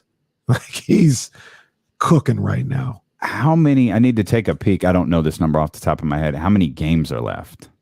Off the top of my head, what is it, September 7th? I would say about 18. I don't know why. I can tell you how many games are left for the New York Jets because for some reason that's where I went. So let's try this again. My guess is 18. That might even be too much. Maybe 15. I'm changing my guess to 15. You're changing it to 15. The New York Yankees right now are 81-54. There is no chance I'm doing that math here on the show. 99. No, not 99. You said 81-54. It's 100. It's 100 and never mind. This is awful. It's 139. Jesse said 17 left. It's 81-54. Right? Yeah, 139. Oh no, 135. Stop it. 81. No, there's wait a minute. There's 81-54. 81-54. That's their record. 4 is 5. 8 plus 5 is 13. Okay. How do you get 17? I don't know. Okay. I don't know.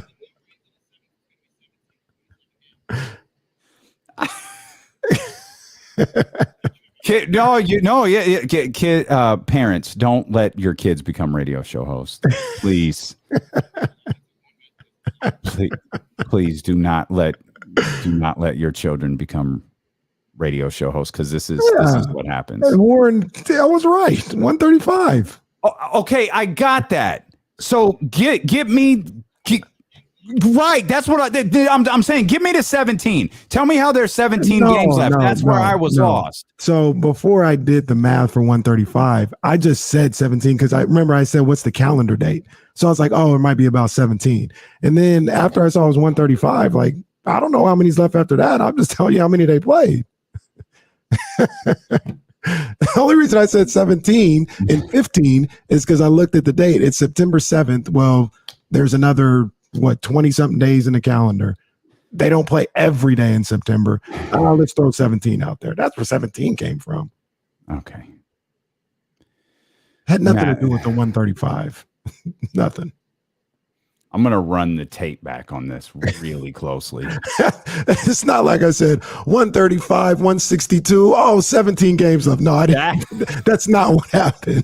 Somebody run the film back. That's not run the tape back because the math has got us it is just all bad.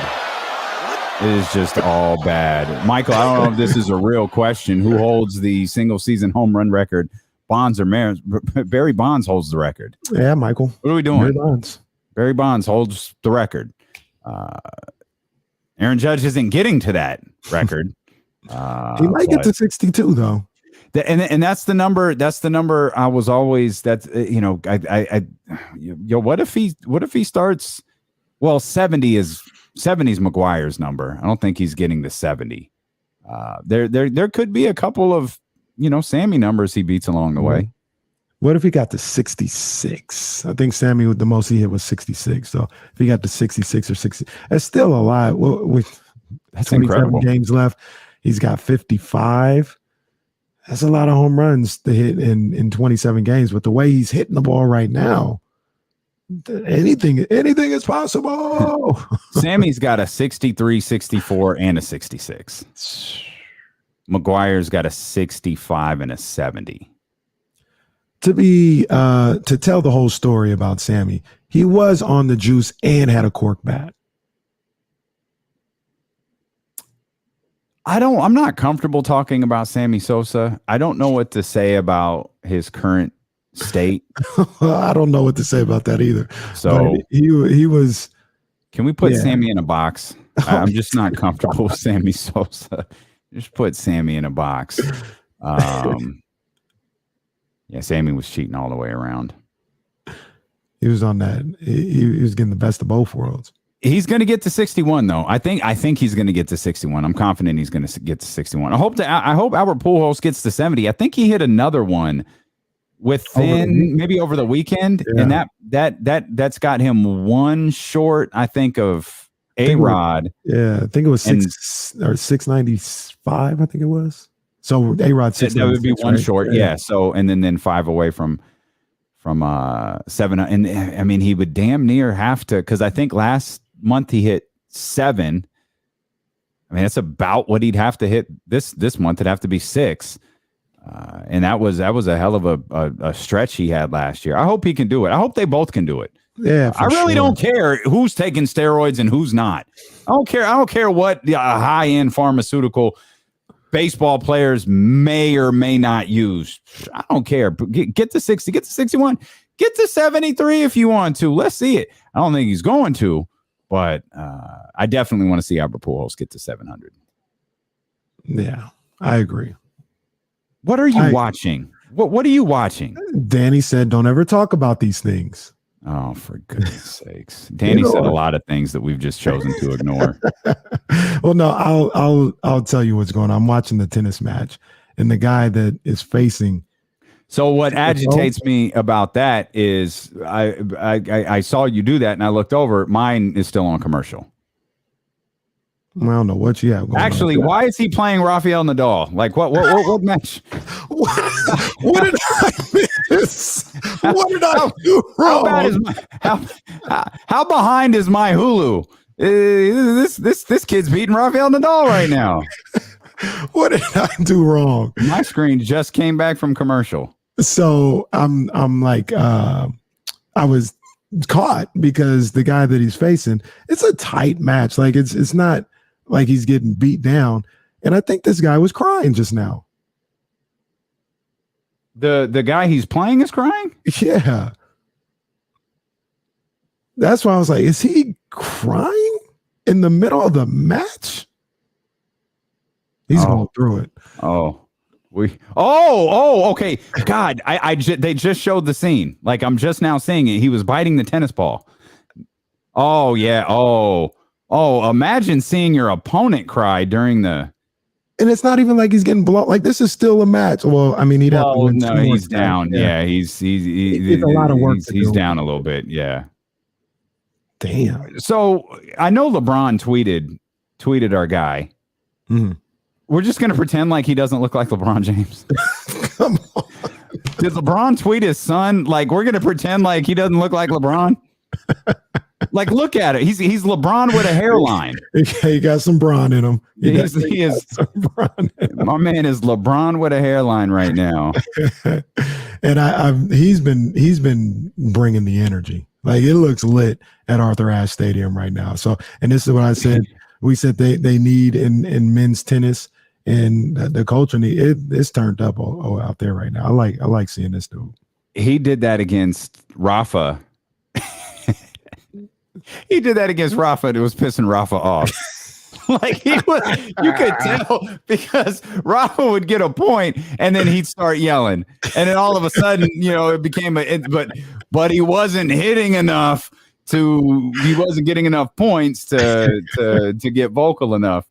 But yeah, he's bringing some vibes there into New York. Absolutely. We got to go to the. You can't cry though. You can't cry before the match is over. Like you bro. can't do that. That's what stopped me in my tracks. Because like I said, the match has been on. I've been seeing things. I haven't stopped. But when I saw him on the side and I said, is he crying?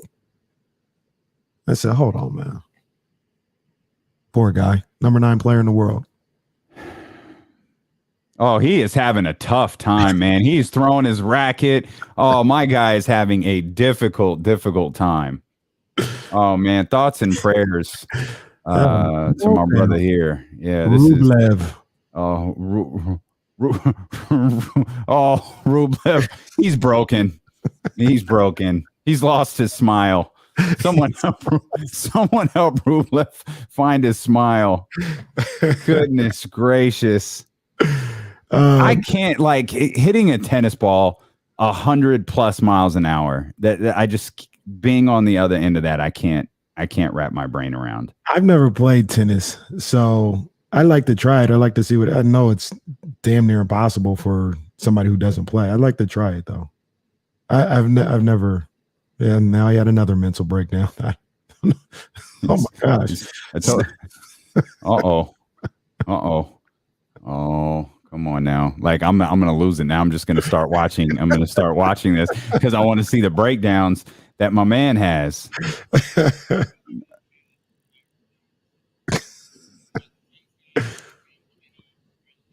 Yeah, I'm not gonna lose. I mean, I'm not gonna win that one. Those are different. Like Willie Green was crying because he was happy for his team. Well, he was also crying in the third quarter. That's not true. That's not true. Willie Green is more like Rublev. That's cap, dude. That's not even. That's absolute cap. The end was near. That's not true. Crying. I cried after the game was over. No, Willie Green cried because he was proud of his team. You cried for reasons known only to you. Like your team was looking at you like now it's different. I can't be proud of my team. Oh no, your team was laughing at you. Rublev is having a breakdown in the middle of New York City, in Queens, New York. My man is having a breakdown. Like that's not you or Willie Green.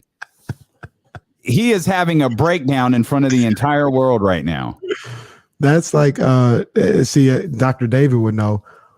Who Ramsey would probably know too. The guy, I think his name was Quincy McCall is not his name. That's Love and Basketball. But his last name was McCall, and he started crying in the middle of a boxing match. Heavyweight champion. He started for real? Yeah, he started crying uncontrollably in the middle of the match. What was his name? Something McCall. Oliver McCall. Thank you, Dr. David. Oliver McCall just started crying in the middle of. Part of me says it was against Lennox Lewis, but I'm not sure. I think it was because I want to say, oh man, it was. There you go, Rob Brown. It was against Lennox because he beat Lennox, I think, and Lennox was in the rematch. Lennox was about to beat his ass. Oh. In the middle of it, he started crying in the middle of the fight. Oh man, I'm trying. You've got Ric Flair in the "I'm sorry, I love you" cry. Takes a super kick to the face and just starts crying like Jesus Christ. Oh, do we get does Birdie make the list? She had a little cry last night, but she cried after it was over. Yeah, much like me, but you still put me on the list. Well, you deserve to be on the list because your team laughed at you. Shout out to Sue Bird. We haven't said that enough today. Shout out to her. What a phenomenal career. Phenomenal career. I didn't realize 13, 14 All-Star appearances. I didn't realize that. You hit the nail on the head when you said she's magic. She's Magic Johnson. I think it works. It's a tough comparison because there was a time where Magic was the best player on his team. Right. That's where it's a little off. But Birdie is great, but Birdie has always had that Breonna Stewart. And when she didn't have Breonna Stewart, she had Lauren Jackson. And if you're not familiar with Lauren Jackson, she is bad. Don't make faces because I'm going to look at the screen like you're impossible to deal with sometimes. I'm gonna have to turn this off. You are my man is struggling. You don't have to turn it off. It's about to be over. It's about to be over. My man putting him tonight. He putting him to bed. Oh man, he going night. Let's get our man. He going through it. Let's get Sean in here. 916-909-1320. That's the new number again. 916-909-1320. Sean, what's happening, bro?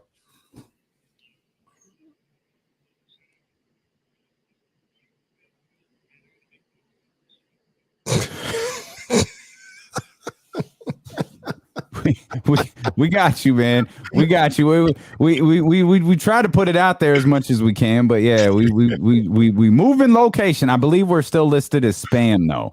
So if you get a call from spam, it could be us. 01. The number Oh man. So, man, someone tell Big Al the new number. I'm a little worried about Big Al. Someone make sure Big Al got the new number. Seriously. Oh man, y'all could have started getting them little Facebook Messenger pops real quick from them, just trying to figure out where y'all at. But I don't know. I know y'all haven't really tested on it yet, or maybe I missed it earlier in the show. But that Pat Bev audio when they were asking him about playing with LeBron and AD. Woo, that gave me chills, man. You look playing champion.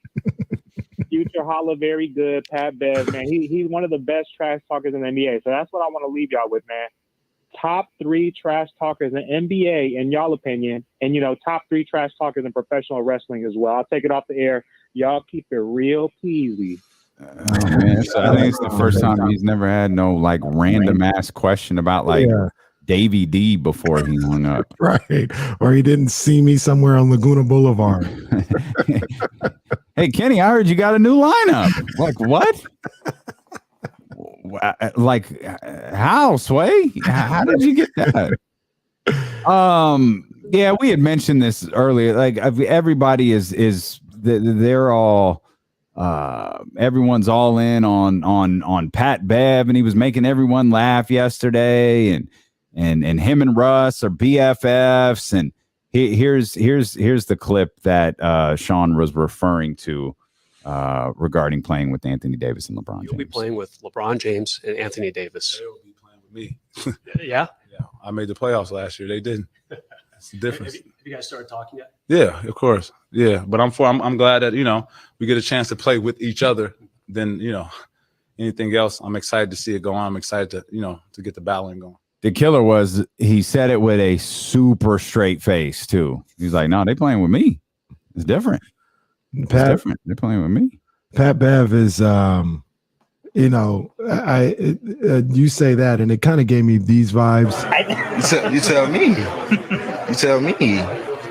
I mean, except Jalen Ramsey is like the best at what he does. Mm-hmm. You know what I'm saying, Pat Bev? And I don't want to say this. Look, man, I don't want to put these guys down. Pat Bev, NBA player. I'm not trying to put these guys down. But, yeah, I'll just leave it at that. Come on, Pat Bev. At this point, I'm just going to assume that you're being funny. You're being funny. You're being jokey. You're not sitting up here talking about, I made the playoffs last year. They didn't. It's different. Seriously, you're not. I'm going to assume it's not. I'm not going to talk bad about him. I'm going to take it as the joke that I think he's trying to make. You ain't going to get me to defend Pat Bev. But I don't have a problem with what he said. I they get to play with me too. I think he did a little extra by talking about the playoffs. That's all I'm talking about. Come on, man. How many rings you got, Pat Bev? Stop that. That's it. That's all I'm saying. But he seemed to be in a great mood yesterday. Here was How are you feeling? Amazing. Like I'm 19. How about you? Like I'm 60. Okay. Come to the Lakers. We'll get you right there, my boy. He seemed to be in a great mood yesterday. Had everybody laughing and telling the jokey jokes. That, of course, we got the 2-second video of him dapping up Russell Westbrook. I will say this, and I don't think he cares. I really don't care. I think it adds to the allure of the league and why the league is so good. But if he's in a Thursday TNT game or Christmas Day or it's later in the season they struggling, all them memes and them jokes are fair game as long as you're not disrespectful. But like he's opening himself up to it. Oh yeah. You know what I mean? So when the fun is coming back the other way, if it gets to that point, it's fair game. It's fair game. 100%. I personally think Pat Bev is cool with it though. Like I think he's part of the show. I mean, he had to take the crying jokes, on the chin, and he did fine. He took it well when he was traded. He was like, hey, it's part of the business. It's the game. Talking about when he was traded to Utah, right? It was part of the Rudy Gobert deal. So he seems to take all that stuff well. Yeah. I just think that's part of his persona. I think it's one thing when you do it in a media scrum like that and you're doing it as an NBA player. My bigger issue with Pat Bev came when my bigger issue with Pat Bev came when I'm sorry, Rublev is punching his racket. I don't know what you want me to do. My man just two-pieced his racket. Like he is having probably the worst day in history. He is having a really tough time. Like he sees the end and he is like now he hurt himself. He hurt himself because of the two-piece that he just put on his racket. What did he think was going to happen right there? He punched his racket. He thought he was going to hurt the racket.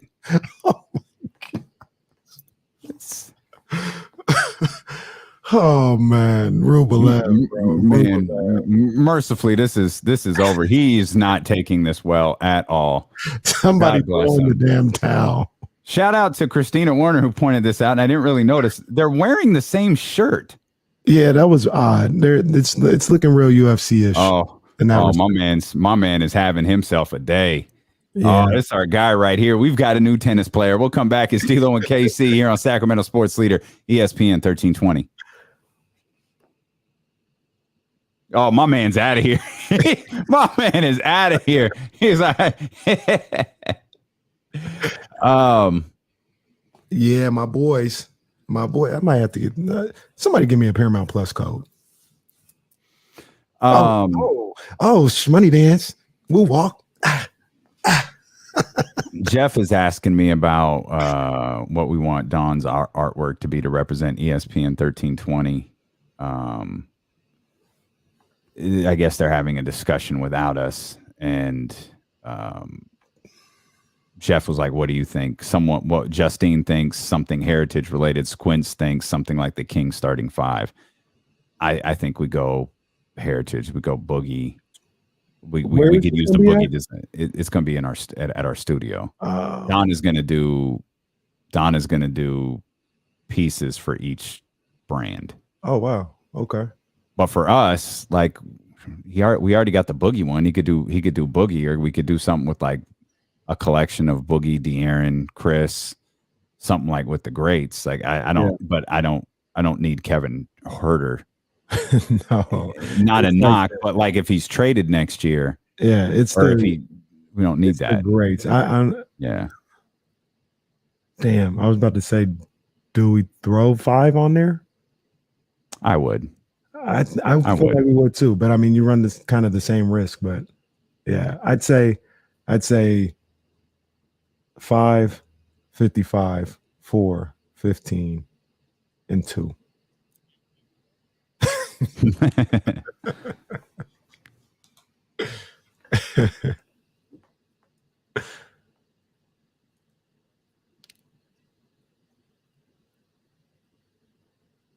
Where is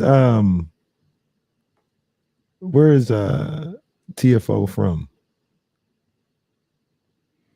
Anybody know? Akron. That'd be my guess.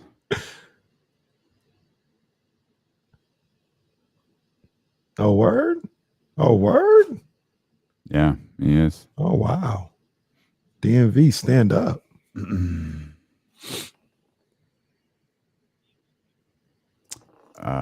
DC, Maryland, Virginia.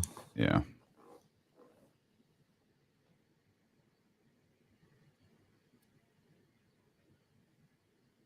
Oh, man, 24. That's what's up. Sport needs him, man. It absolutely looked like Cory Booker standing in there talking to him. I was like, yo, what are they doing? I thought Cory Booker was next. Still might be, but I thought he was next. I don't think he is, but me too.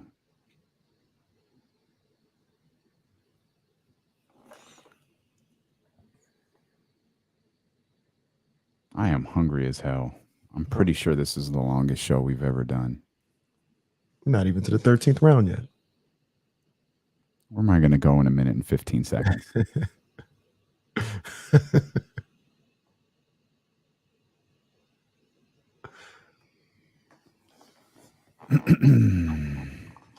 Oh, now, wait a minute. Now, all 49ers says it's a groin injury. Is it a groin injury or is it a hamstring injury? I've seen both.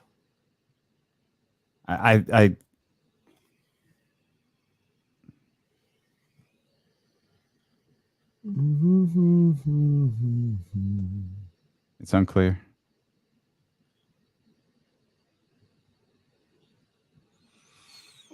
I think it's been structural. I don't think it's been like muscle pulls or anything. Yeah, that's like Jimmy Ward right now.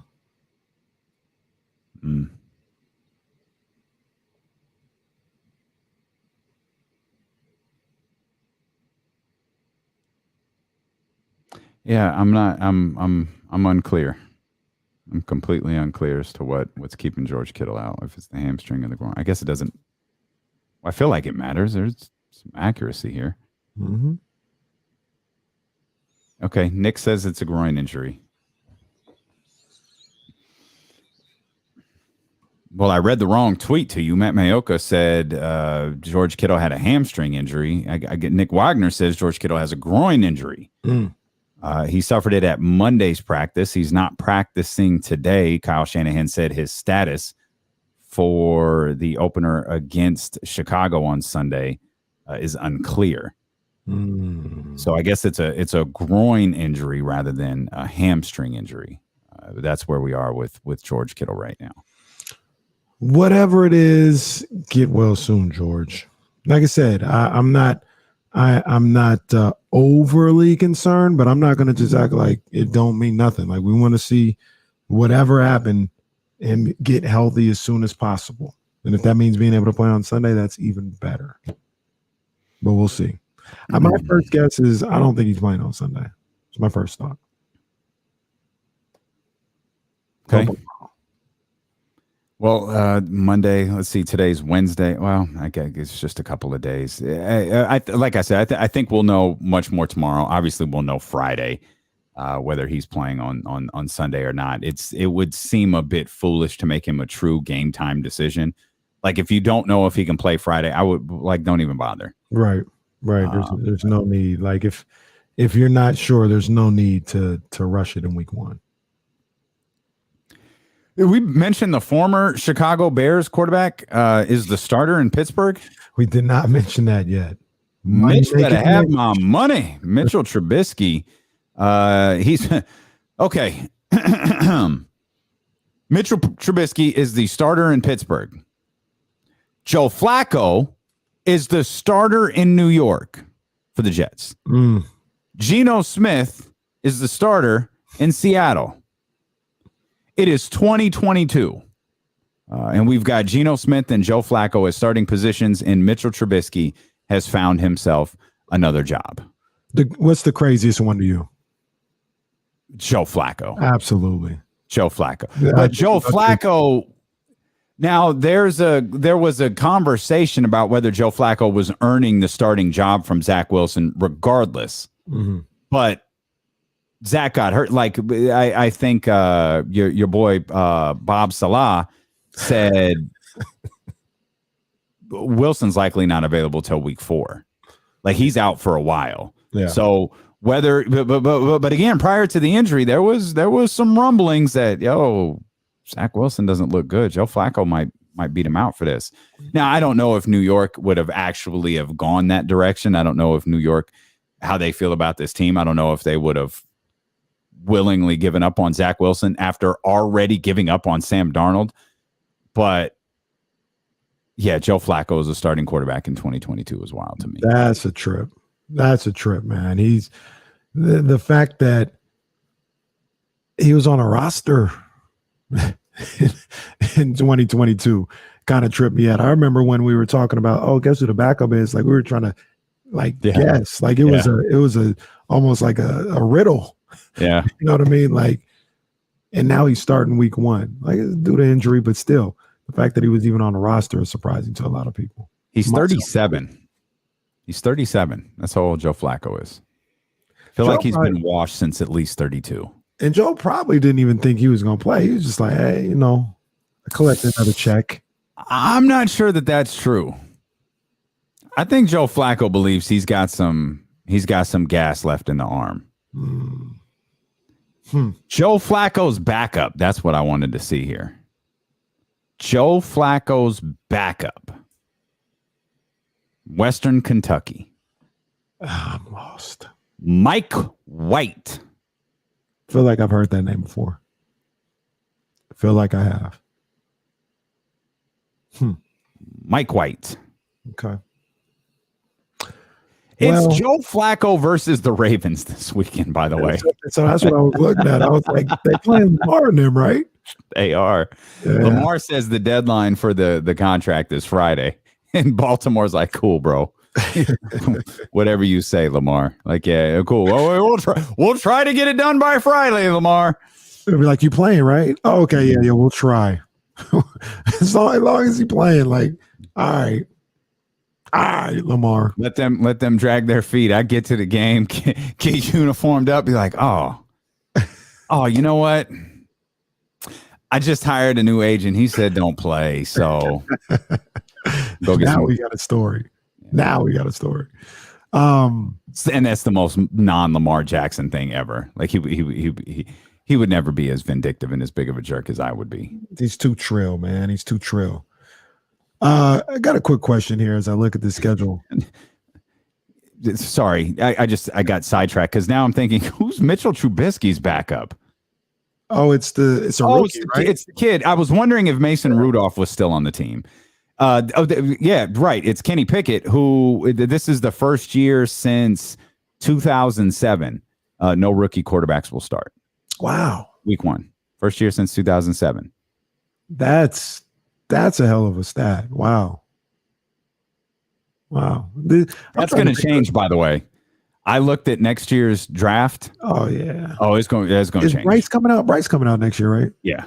Yeah. Bryce, CJ. Yeah, it's going to change. It's going to change a lot. Well, Niners don't have to look for a quarterback. They don't. They got 2 of them. They got 2 starters. Yeah, they got 2 starters. I was going to ask you. So I'm looking at like the schedule, and they're like, they get tickets as low as da da da da da.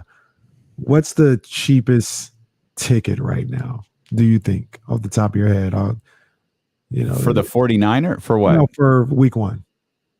Opening for week 1. Week 1. Who's the team that has the cheapest ticket? I'll give you a couple of the home teams. Detroit's at home, Miami's at home, the Jets, the Commanders, Carolina, Houston, the Commanders, Tennessee, Minnesota. the football team sounds far less ridiculous than the Commanders. I know. I thought I was kind of getting used to the football team. They should have kept it. I can't imagine there's high prices for that Jags Commanders game. I don't imagine the Colts and the Texans. I'm gonna lean towards the Jags and the Commanders. I thought you were gonna get it. You were right there. Colts Texans. It's the Colts Texans. Okay. You can get into that game, an NFL game, week 1 to start the season for as low as $17. It's about $16.50 too much. And now, to your credit, number 2 is Jacksonville at Commanders. Yeah, those are not appealing games with franchises that aren't going anywhere. Like I mean, the Colts are trying. Like I did like the. Yeah, I give the Colts. On that one, yeah. I give the Colts like they're doing everything they can. Houston, no. And then Washington, and then the Washington game is in Washington, right? Or right, and then whatever Landover or wherever. Yeah, right. And with that, you never know what type of sewage may spill on you. And that's where I was going. Who wants to be at that field? Was it FedEx? Is it still FedEx Field? Have they not pulled that sponsorship yet? Not yet. Like, what are y'all doing? That is a very passionate fan base. That region, that Washington region, they love the Commanders football team. Whatever, they love them, and Snyder's ruined that. He's absolutely ruined that. He's ruined it. Like it is terrible. Yeah. Dan Snyder is he's Donald Trump. Like he's the Teflon Don. Like he's you look at those two guys, how much more evidence do you need?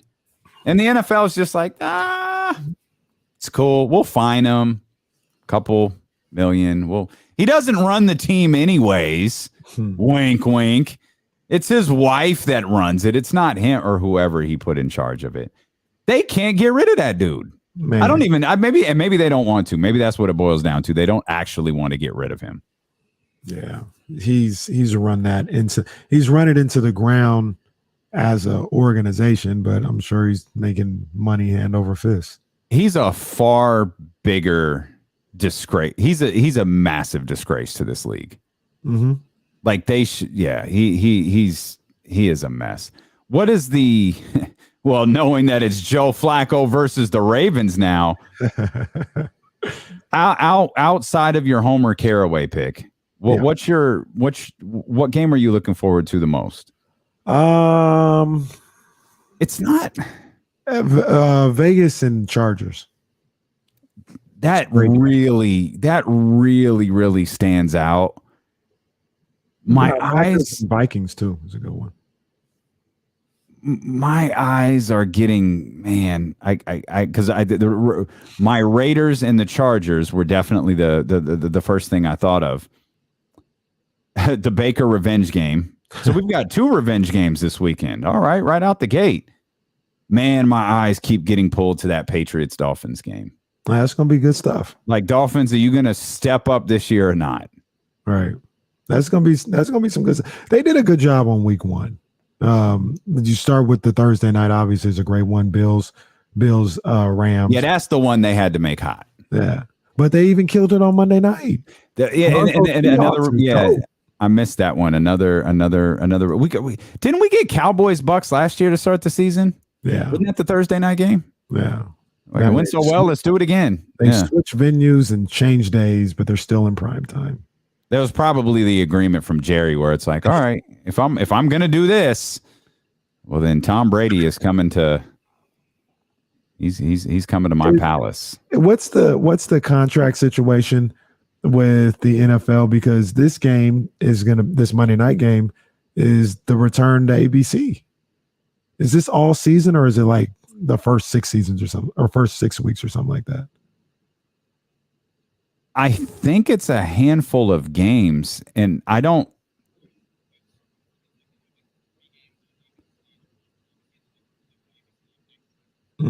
Gotcha.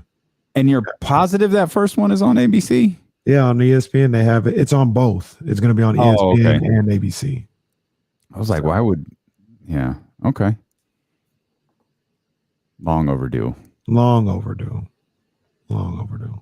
You're listening to D'Lo McCasey on KIFM West Sacramento, KRXQ HD2 Sacramento, ESPN 1320, driven by Lashes Elk Grove Dodge, always live on the free Odyssey app. If you got an electric car, we're available for you on 98.5 FM, KRXQ HD2, the real 98 Rock.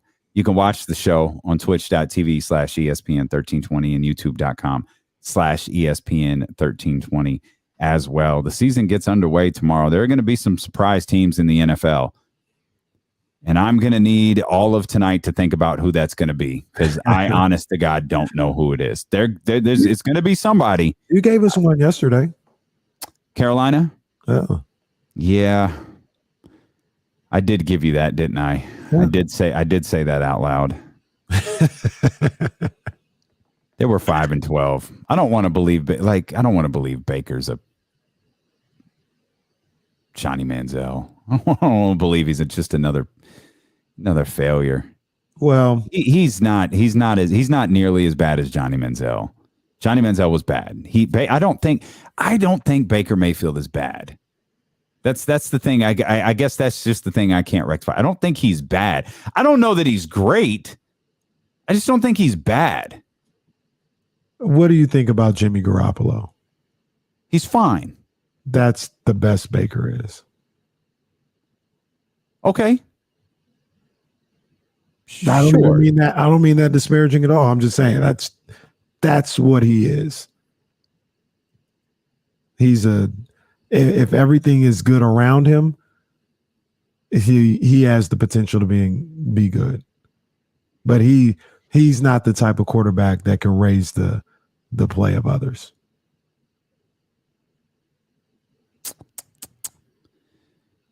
He had the 26-8 year, 26 touchdowns, 8 interceptions. I think he was playing with, a jacked up shoulder most of last year. Yeah, he was injured. Oh, man. So I might have to throw a flag. Uh-oh. I think Baker might be. No, not going to say that. I'm going to look this over and give it some thought. I'm not going to be so quick to say that Baker and Jimmy are in the same category. Oh, maybe they are. I guess they are. Like, Baker makes a lot of mistakes. I think that's what it really boils down to. He's got to get his mistakes under control. I think Baker. I guess Baker Mayfield still has a future in the NFL as a quarterback. Where on the depth chart, I'm not exactly sure, but I still think Baker Mayfield has a future in the league as a quarterback, and I think we're going to see that with Carolina this year. And to be, maybe it isn't fair to him or whatever the case may be, but history is going to look at him as being the number one pick in the draft. Yeah. Yep, that's right. And that was such a huge mistake. He's Jameis. Mm-hmm. But I think the difference was Jameis was the number one pick. Yes. Baker was like an RKO out of nowhere, where like a week leading into the draft, it was like Baker Mayfield. There's talk Baker Mayfield might go number one. Okay, dude. Sure. Yeah. That's the killer. And then all of a sudden, the day before the draft, it was like, I think Baker Mayfield's going number one. Really? That's the killer right there. The fact that he came out of nowhere to be the number one pick. And it was like, Tom Brady, this blank. Yeah. I would say that. Tom Brady said that. But I thought he was obviously NFL quarterback, somebody that given the right position you should draft. But man, number one, I was like, I didn't see that coming. I didn't see that coming at all. And Josh Allen went 7th in that draft. Yeah, Lamar went in the second round, right? Or was it the last pick? He was the last pick of the first round. Yeah. So, yeah, Baker's he's an average quarterback, and that's the way I see him.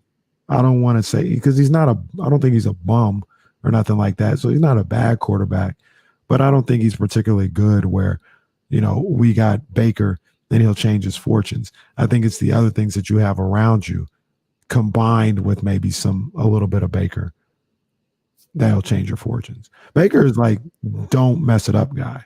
Like, that's what we're asking you to do. Don't mess it up.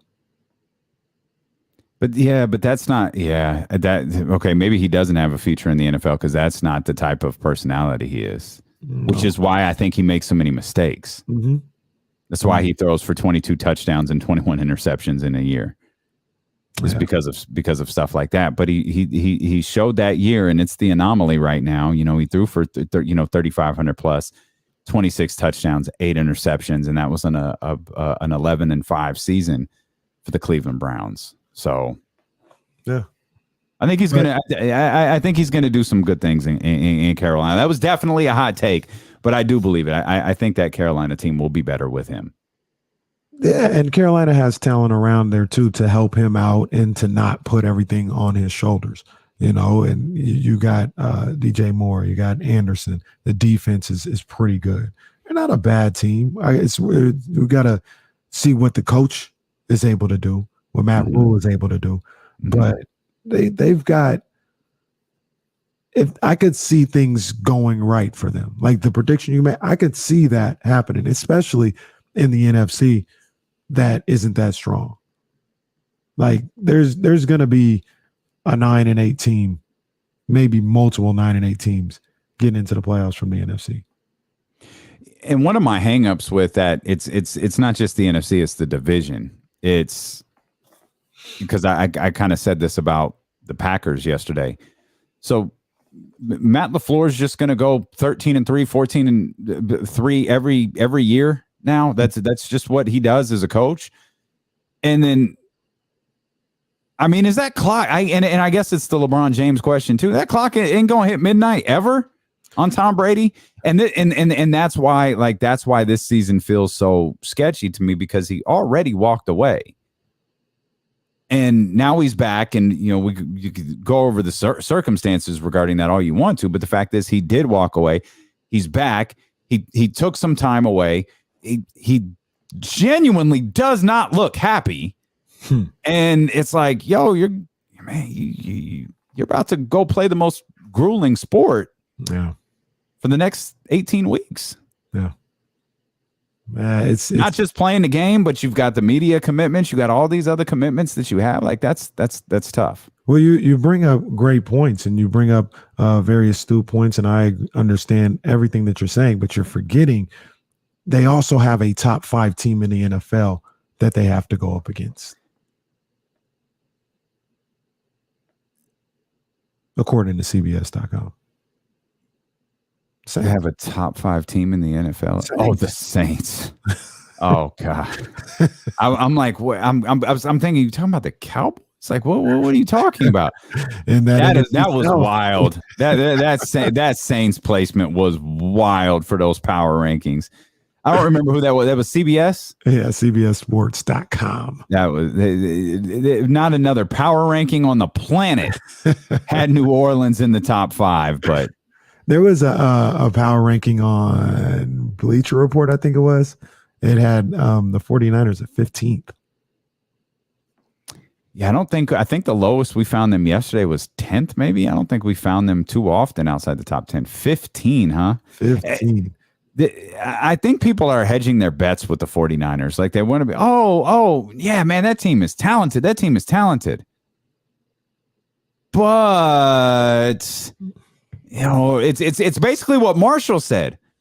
Trey Lance, a first-year quarterback? Like you stop yourself from saying a rookie quarterback, but you got a first-year full-time quarterback? I don't know, man.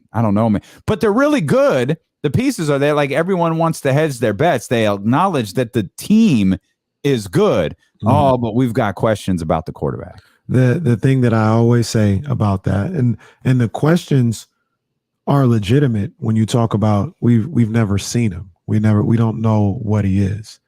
So the questions are legit in that respect.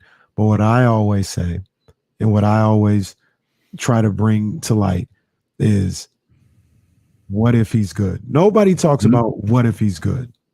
Nobody talks about that. Why do you think that is? I don't know. Why do you think everyone goes worst case scenario with Trey right out the gate? I have no idea. I like that.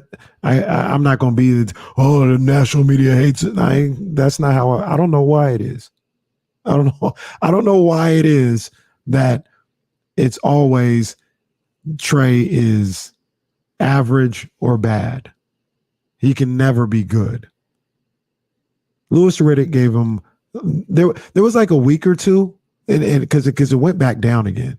But there was like a week or two in like the beginning of August when there was like this buzz about, man, potential MVP candidate, or he can he can supernova and all. Like there was this buzz, but then the people were like, whoa, just settle down. You're talking about a guy that's never played. Like he can't, no. And then it went back to like, he might not be good.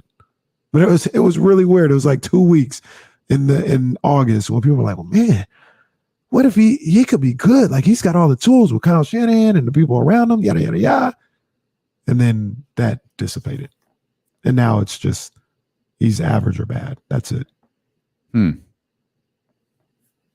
Interesting. It's a great question. What if he's not? What if he's not? Like, what's that? What does that mean for this? First ever 17-0? Like, what does that mean? Right. And that's all I say, because I don't know what he's going to be. I hope, and I got an idea of what he could be, but he could not be very good. He could be average. But I'm also saying he could be damn good. And like you said, if he's really good, if he's really good, if he is a notch, 2 notches better than Jimmy Garoppolo, what does that mean for a team that you guys say is just loaded everywhere? It's a good question. We'll dive more into that, and we'll give out a couple of more predictions as we head into opening night of the NFL season. Tomorrow, we got James Ham at the top of the 3 o'clock hour, much more ahead. In the midst of all of this football excitement, we're only 3 weeks away from the start of Kings training camp, so plenty more coming up. As D'Lo and KC, brought to you by McQueen and the Violet Fog, the smoothest gin in the world, handcrafted in Brazil, continues here on Sacramento Sports Leader, ESPN 1320. Yeah. Let me get this up here. I might be falling deep. There we go. Let's remove. Hold on, y'all. Hold on. I'm coming. 13th round with your main man, Kenny Caraway. Shout out to my people over at Meister Watches. Big ups to Ryan. Big ups to my man, Jovan, the middleman and all this. Big ups to all my people out there doing their thing. And I want to take some time to give some props. You know, unlike a lot of people that talk about boxing, I'm not a hater. I genuinely, for the most part, I'm not going to say I got my favorites. I got my favorite fighters and things of that nature. But when you talk about television, promoter affiliations, and all this other stuff, if somebody is doing good work, I'm going to say they're doing good work. Even if I'm not the biggest fan of how they do business and they've gone around things, I'm not going to be like, oh, I don't like Eddie Hearn, so I'm not going to give him props when he does something positive. I don't like DAZN, so I'm not going to give him props when he does. I don't like PBC, so I'm not going to give Al Hamer. I'm not, that's not me. So a group that I've been very critical of, a promotional company that I've been very critical of, I've got to tip my hat because they've had a heck of a 2022. They did really well in 2021. And they're doing something this Saturday that I think is great and much needed in the sport. And that's Top Rank and ESPN. And then putting on 2 major women boxing fights this Saturday. We got the greatest to ever do it in Clarissa Shields going up against Savannah Miller in a 10-round middleweight fight. That's a hell of a fight. And then you got Michaela Meyer going up against my girl Alicia Baumgardner in a 10-round fight for the junior lightweight title. These 4 women can go. And I love the fact that ESPN, even though it's on Plus, it should be on the regular, but that's a whole different story. I love that ESPN and Top Rank are giving them this stage and this platform and looking to push that forward. Eddie Hearn did a good job of that with some of his fights. Now Top Rank is doing it. PBC should be getting involved in that as well, because there's some really good fighters out there in the women divisions. And I like to see more of this. I'm going with Baumgardner and Shields to win both of those fights. That's the 13th round.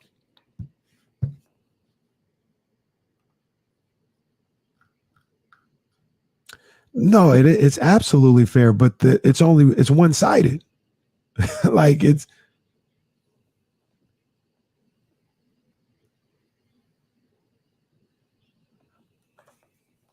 So here's what I'll say. The skepticism is fair, but we've seen him play, and he was fine. He wasn't spectacular. He was good at best. So last season, we saw him play in 2.5 games. In the Seahawks game, he came in the second half of the Seahawks game, and he was fine. He threw a touchdown on a blown coverage, moved him down the field another time for a touchdown. Like, he wasn't spectacular, but he wasn't a disaster. Then the Arizona game, they scored 1 touchdown in that game. He had a pick. They didn't really have him passing too much or whatever. The Houston Texans game was fine too. Like, there's more evidence to the fact that he'll be fine than there is to that he'd be a disaster.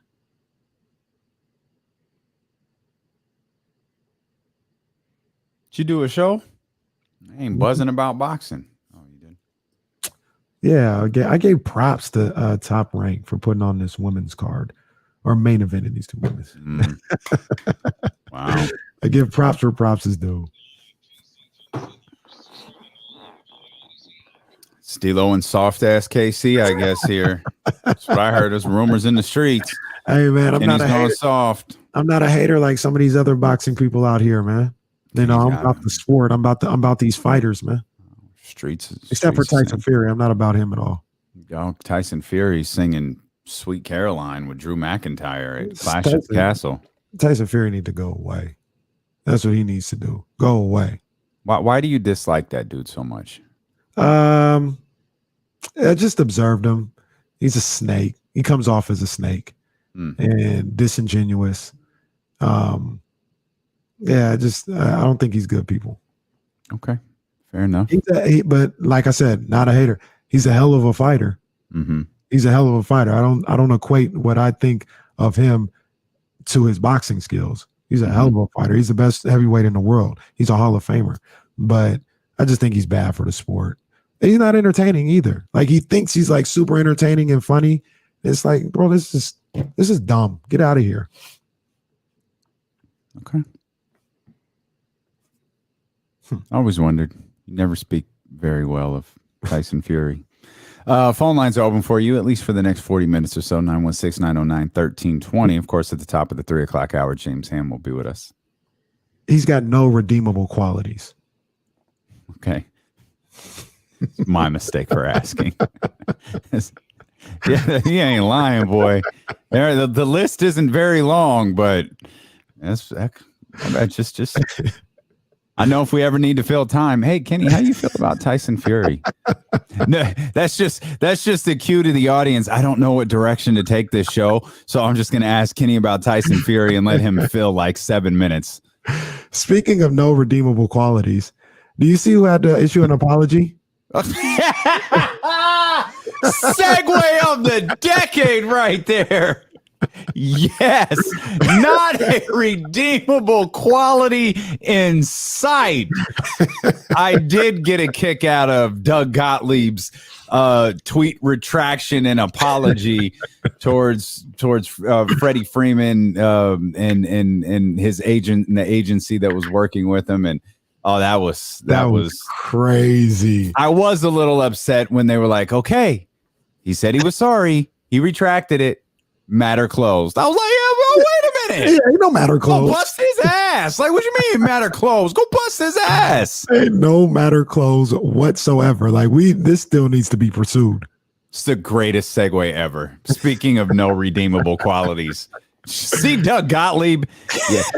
Doug Gotleib. Dude works for Fox Sports, CBS. Like, man, he has been and yeah, I guess that's part of the game. You fool the smartest people You fool the biggest businesses in this company. That dude is not good. There is no aspect, and I'll always. There are shows that I don't like that I'll just recognize. Yo, that person's good though. I don't like it, but it's I get nothing about what Doug Gotleib does is good at all. Absolutely nothing. And he's got 3 different companies paying his ass. One of the major issues I have with him is, I think he's disrespectful to these athletes. Yeah. In a number of different ways. And you can have your opinion, you can disagree, you can look at what happened in a game and have your thoughts about it. That's all fine. That's what we do isn't rocket science, but don't be disrespectful. And I've always had a problem with him, even before I got like in the business, just seeing him just be disrespectful to a number of these different athletes. And so somebody pulled his card this time. And he had to get in front of a jury, and he changed his tune up real quick. Yeah. And like you said, I keep going. DJ Khaled, keep going. Like, no. Wait, you consider this matter closed? No. Bust his ass. Yeah, that was the only. I love, I appreciate the passive aggressiveness of ESPN's initial headline that just said radio show host forced to apologize. I was like, that level of pettiness, I'm here for. I am here for that level of pettiness. So real quick, for those that don't know what happened, Freddie Freeman signed with the Dodgers from the Atlanta Braves in this offseason. And Doug Gotleib came out in June, I think it was before he was going back to Atlanta or something like that to play a game. And he said the agent, he quoted, he said, he tweeted out, Casey Close, the agent for Freddie Freeman, Casey Close never told Freddie Freeman about the Braves' final offer. And Casey Close and XL Sports Management sued Gotleib for defamation by libel. And so they're like, no, that's not true. You're messing up our business. You're messing up our reputation. No, you're going to have to answer to this.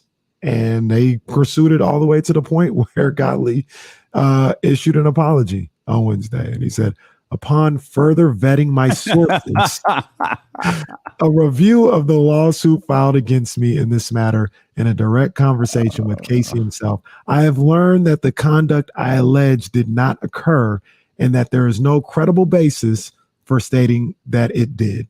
My ultimate investigation into the matter confirms that Casey Close did, in fact, communicate all offers to Freddie Freeman, and the sources I relied on were incorrect in no uncertain terms. That was a bunch of jumble. That was a bunch of trash. He said a bunch of words.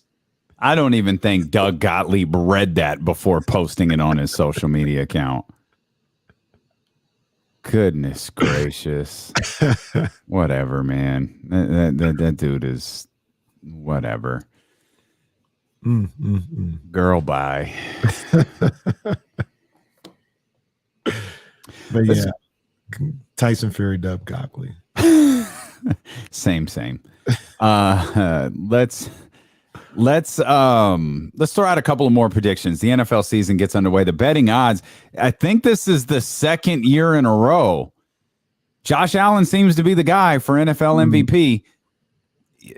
I mean, you've got a 1 in 32 chance of being right. You know it's going to be a quarterback. You are you leaning towards? Are you on the Josh Allen train for MVP? Like I see where people are going with that. To be honest with you, after looking into this thing a little bit more, I'd give Patrick Mahomes the edge. Yeah. But that's so. Now he's number 2. Like it's not like it's a big reach.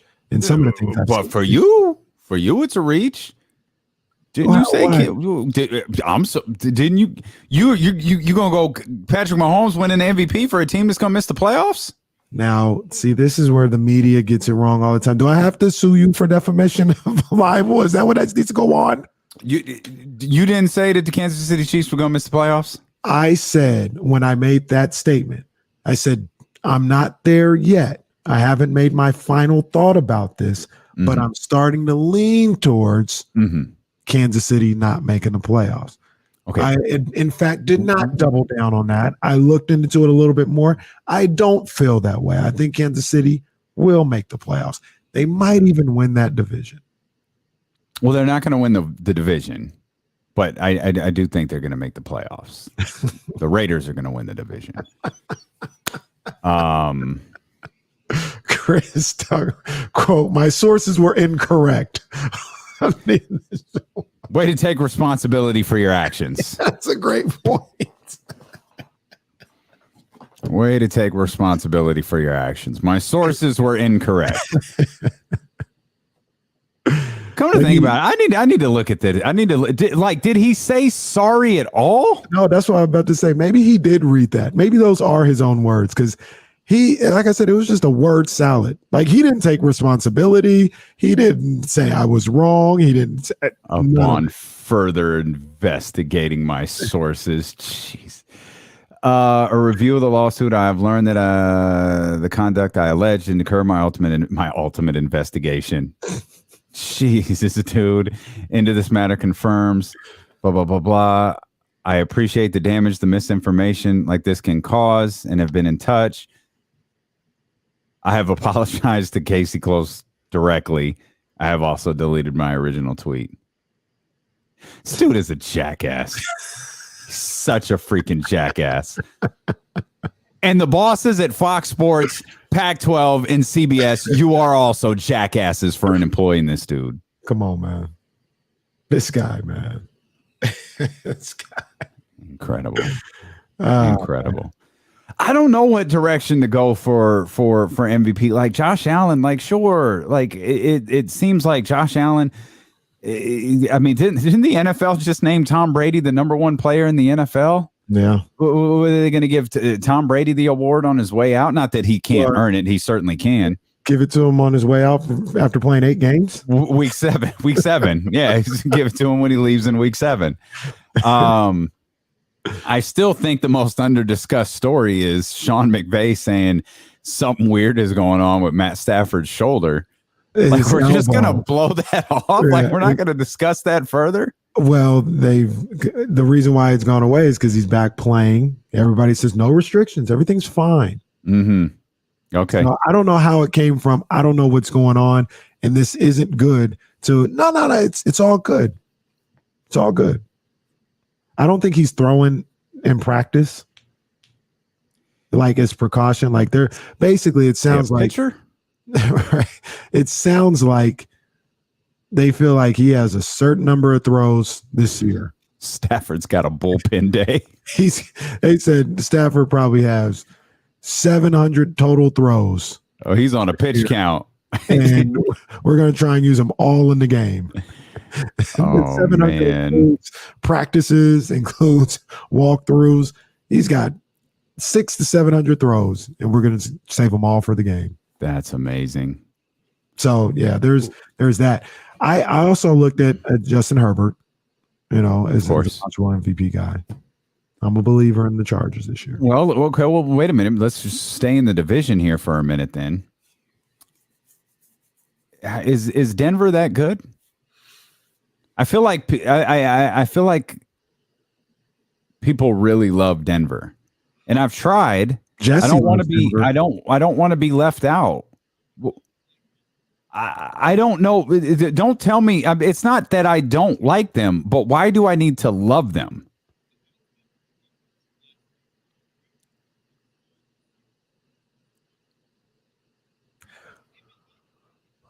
There's no doubt. There's no doubt about that. There's no doubt they've been lacking a quarterback. I get that. I trust Denver's defense more than I do a team like the Raiders right now. The offenses, I think, like, the Raiders have better receivers, but I think Raiders fine. They're a little bit better, but they're not that much better, if that makes sense. I don't think Denver is like below the Raiders or Chargers or Chiefs or anything like that. They're all on par. I'll take the defense and Russell Wilson. Yeah, I'm taking them. That's basically what it comes down to. Okay. Fine. Russell Wilson's winning the MVP. Finally. Russell Wilson has won the MVP a lot to like the 9th week. And then he loses it after that. But this is it. If everything Jesse said is true, Russell Wilson's getting the MVP this year. Here's the sneaky thing about Russell Wilson. It's very sneaky. Oh. Russ ain't really been that dude that we know as Russell Wilson for about 2 years.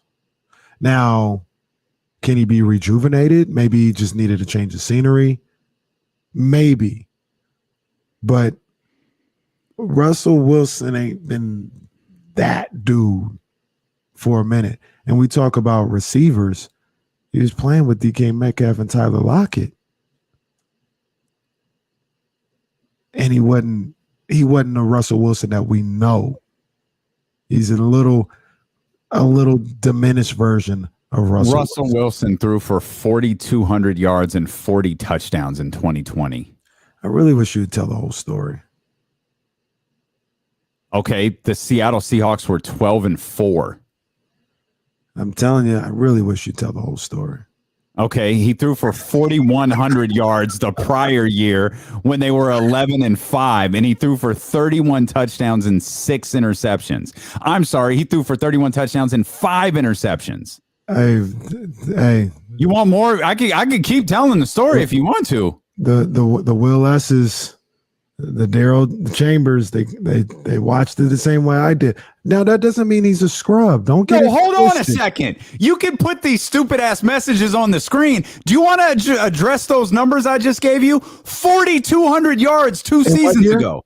Okay, 2 seasons ago. You said he hasn't been the same for the last 2 seasons. 3,100 yards last year. Oh, man, I swear you be changing up the stuff you say over and over again. You just said the last 2 years.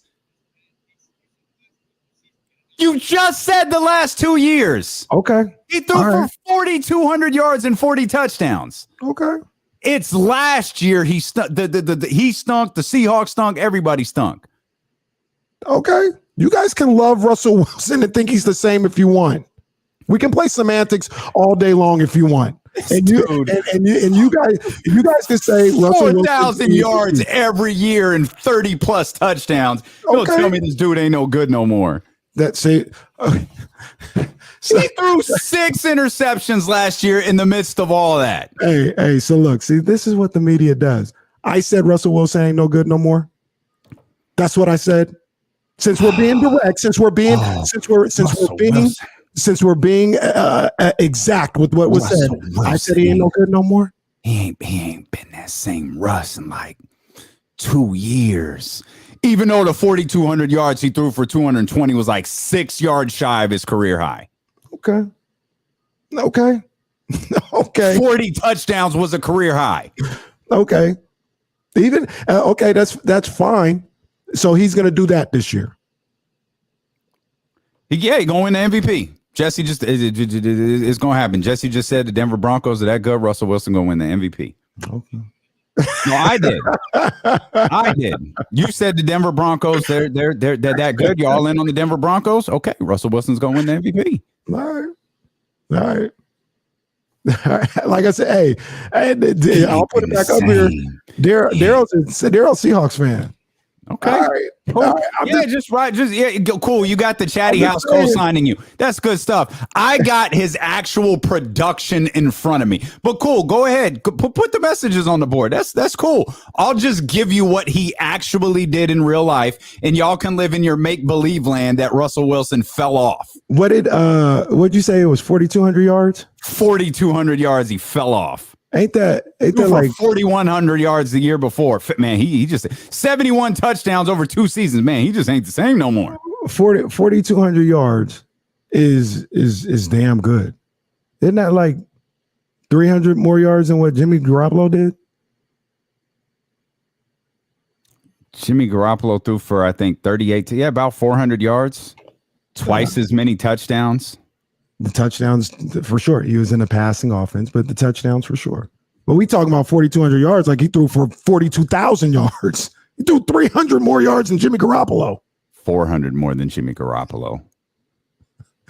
But he also does it every year. I'm pretty sure you're picking out Jimmy Garoppolo's best year ever. Russell Wilson throws for 42. I think he did it last year, and I think Jimmy did it the year they went to the Super Bowl, too. He threw for like 3,900. Okay. Jimmy missed like 3 games last year too. Okay. All right. This is a wild conversation. This is a wild conversation. I'm not going to abandon my Raiders, but I'll go all in on Team Russell Wilson after the stupidity of the last 15 minutes. That's for sure. So, and then we discount last year. Last year didn't matter. The most recent year didn't matter. Yeah, no doubt. He last year. I mean, again, still last year. He played 14 games, 3,100 yards. He still threw 25 touchdowns. See, he damn near did what Jimmy Garoppolo did last year. And y'all think Jimmy stinks. What? Yeah, y'all think Jimmy stinks. In his worst season since his rookie year.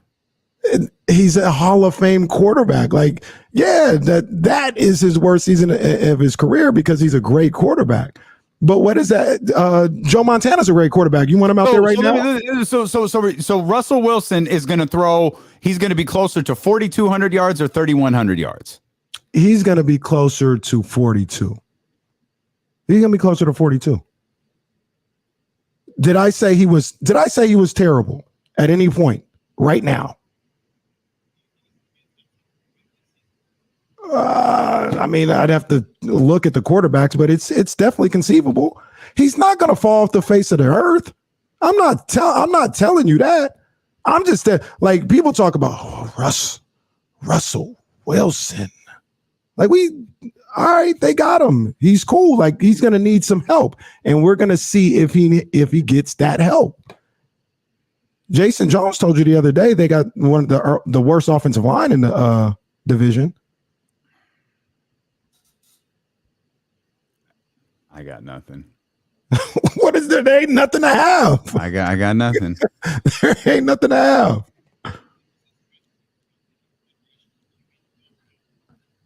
Yeah. Yeah, but we're talking about the reason why we got on this conversation is because of MVP. And we're like, yeah, I think MVP. Like, I don't know if he's an MVP caliber player anymore. That's where all this came from. He's never been an MVP. He's never been an MVP caliber player. He's been an MVP caliber player. Sure, but he's had seasons where he was. You go back and you look at some seasons Russell Wilson had. He was the MVP through like 9-10 weeks of a season. Like he was killing it, and then inevitably the final 7 weeks of the season get here and they go, whew. Well, there it went. Yeah, there went his MVP chances. He fades down the stretch just a little bit compared to how he starts. He starts like a medium. Right. And then down the stretch, I don't even want to say like he plays bad, but he comes back down to earth a little bit. There was that year. MVP caliber is what we're talking about. I don't think he's at that level anymore. I don't know if it was 19. I don't know what year it was. Maybe it was 17, where he was like 90-something% of the Seahawks offense. I feel like it was 17. Years like that. I remember talking to Amy Trask about this in a previous life. And so it must have been 17 where she was like, Russell Wilson is doing stuff we've never seen in the NFL before. Mm-hmm. And that's not good because that means the Seahawks are horrible. Mm-hmm. The Seahawks offense is horrendous. No wonder Russell Wilson wanted out of there. I didn't read the article. I don't remember if it was ESPN or The Athletic, but there was some big divorce article on Russell Wilson. Yeah, I wanted to check. I clicked it and was like, oh, I'm not going to get that done before the show. So I'll read that at a different time. But we all knew it was coming. You go back to that episode of the Dan Patrick Show, mm-hmm. where he was clearly frustrated for the first time with the organization. We said this last year. This is Russell Wilson's last year in Seattle. Mm-hmm. I don't know where he's going to be next. This is his last year, and I mean, I'll give you that out of this whole stupid ass discussion. I'll give you that part. If he needed help, based on everything Jesse said, he got it. Mm-hmm. He got it. So, I mean, it's not like he's he's not 37 or 38. He's 30, 33, 34 years old. The difference between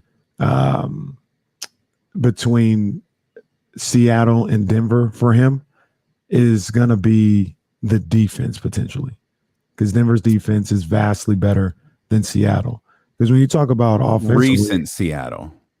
Yeah, recency, last 2 or 3 years. But I mean, when you talk about offensively, which also helped with his numbers, I mean, he probably had better weapons in Seattle. Chris Carson wasn't bad, man. True. You got Melvin Gordon as a running back right now, though, too. I mean, but yeah, Javonte Williams is nice. He's nice. Yeah. I mean, all in all, I think Denver's a better team than what he had in Seattle. Is Jerry Jeudy his number one? That's his number one target. Yeah, Jerry Jeudy or Cortland Sutton. They can go. Yeah, I was okay. Yeah, they can go. But okay. I mean, like I said, he had DK Metcalf. Yeah, that's what I was. That's the comp I was trying to get to. Yeah, I think it's about the same, probably. My guess. Yeah, that was my question. I mean, is DK higher than Lockett? Is DK better than Lockett? Is what you think? Yeah, I think so. Now, especially now. Yeah, I think so.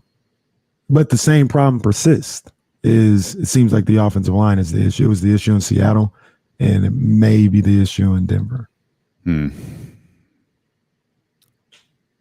Well, he's used to running for his life, so I guess he could do that. Like he has about 11 years of experience, 12 years of experience doing it. We'll come back. James Ham's going to join us at the top of the hour. That's, of course, I don't know if we decided on who's going to win the MVP or not.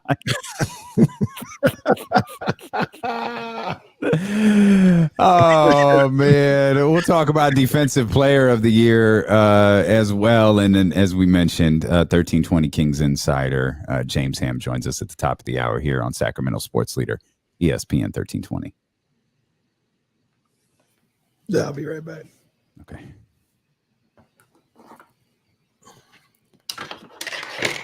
Oh man, so I guess I got to watch Dynamite tonight.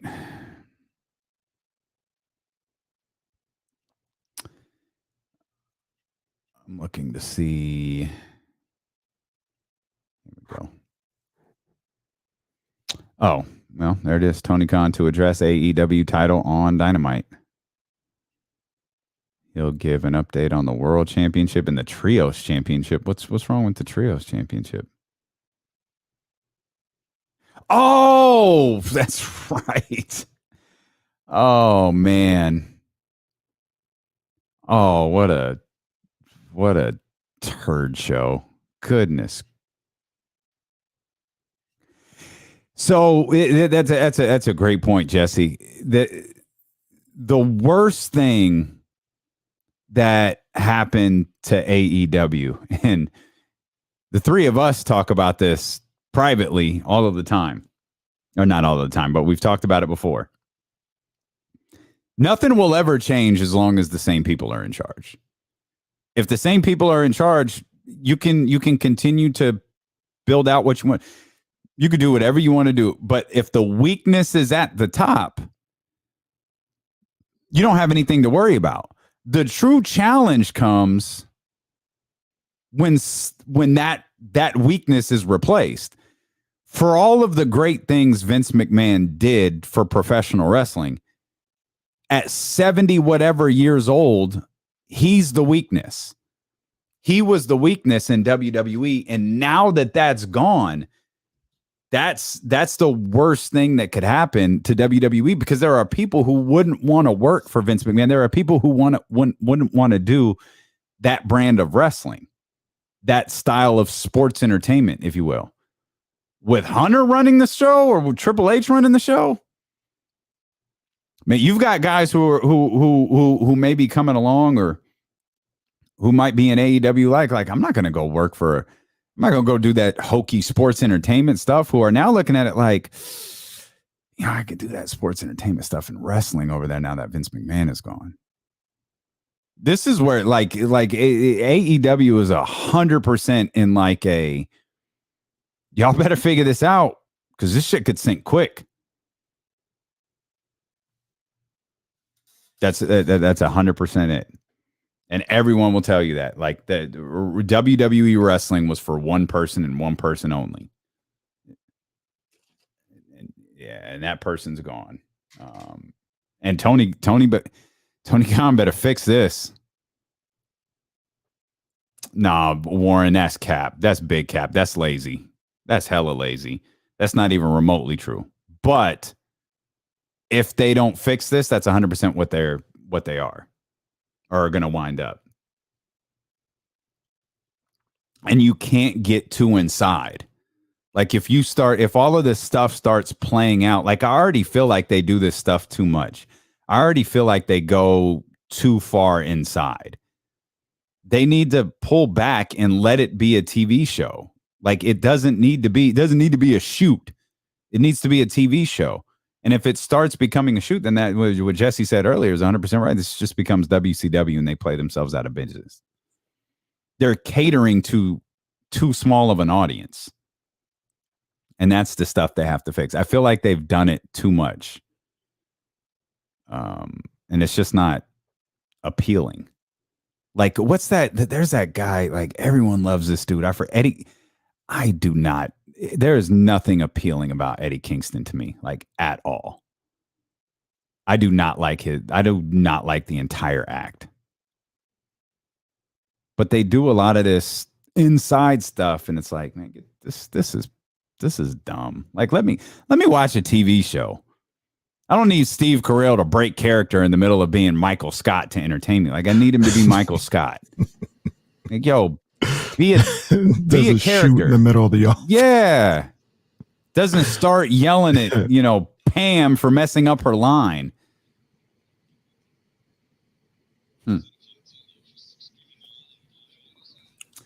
Live on Twitch as well, twitch.tv/ESPN1320, youtube.com/ESPN1320. The creator of the Kings Beat and our 1320 Kings insider, James Ham, set to join us. Coming up just a few minutes, top of the hour. Hammer will be with us. Two things. Mm-hmm. I just thought this was like interesting to watch. Giants Dodgers playing the rare, like the Dodgers almost never have midweek day games ever. And for whatever reason, one was on the schedule this year. And they're probably like, see, this is why we don't do this. There's nobody in the sun at this game right now. Nobody. And like, it's interesting to see, like, just to see the ballpark. It's usually pretty packed at Dodger Stadium. And bless the hearts of the people who are out there. Nobody is sitting in that stadium. They're all trying to get tucked under the little shade or whatever. Mm-hmm. And they're probably like, yeah, see, this is why we don't do this. This is exactly why. Different, but I noticed when we got the alert that Judge hit 55, I watched the home run. Hey, he hit it in front of a capacity crowd of like 220. So there's just no one there at these games in the middle of the day. Especially when I don't know what's going on in New York, but going through one of the worst heat waves in 100 years here in California. Yeah. The other thing I was going to say was, did you see that clip that I tweeted out earlier about the guy who got dunked on because he was yelling at Sabonis for blocking a shot? Yeah, I did see that. That's fantastic. Oh, that's fantastic.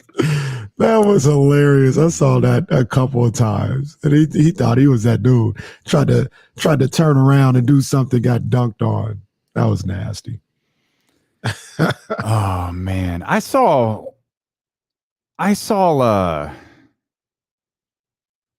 Matt George tweet something yesterday that bothered me.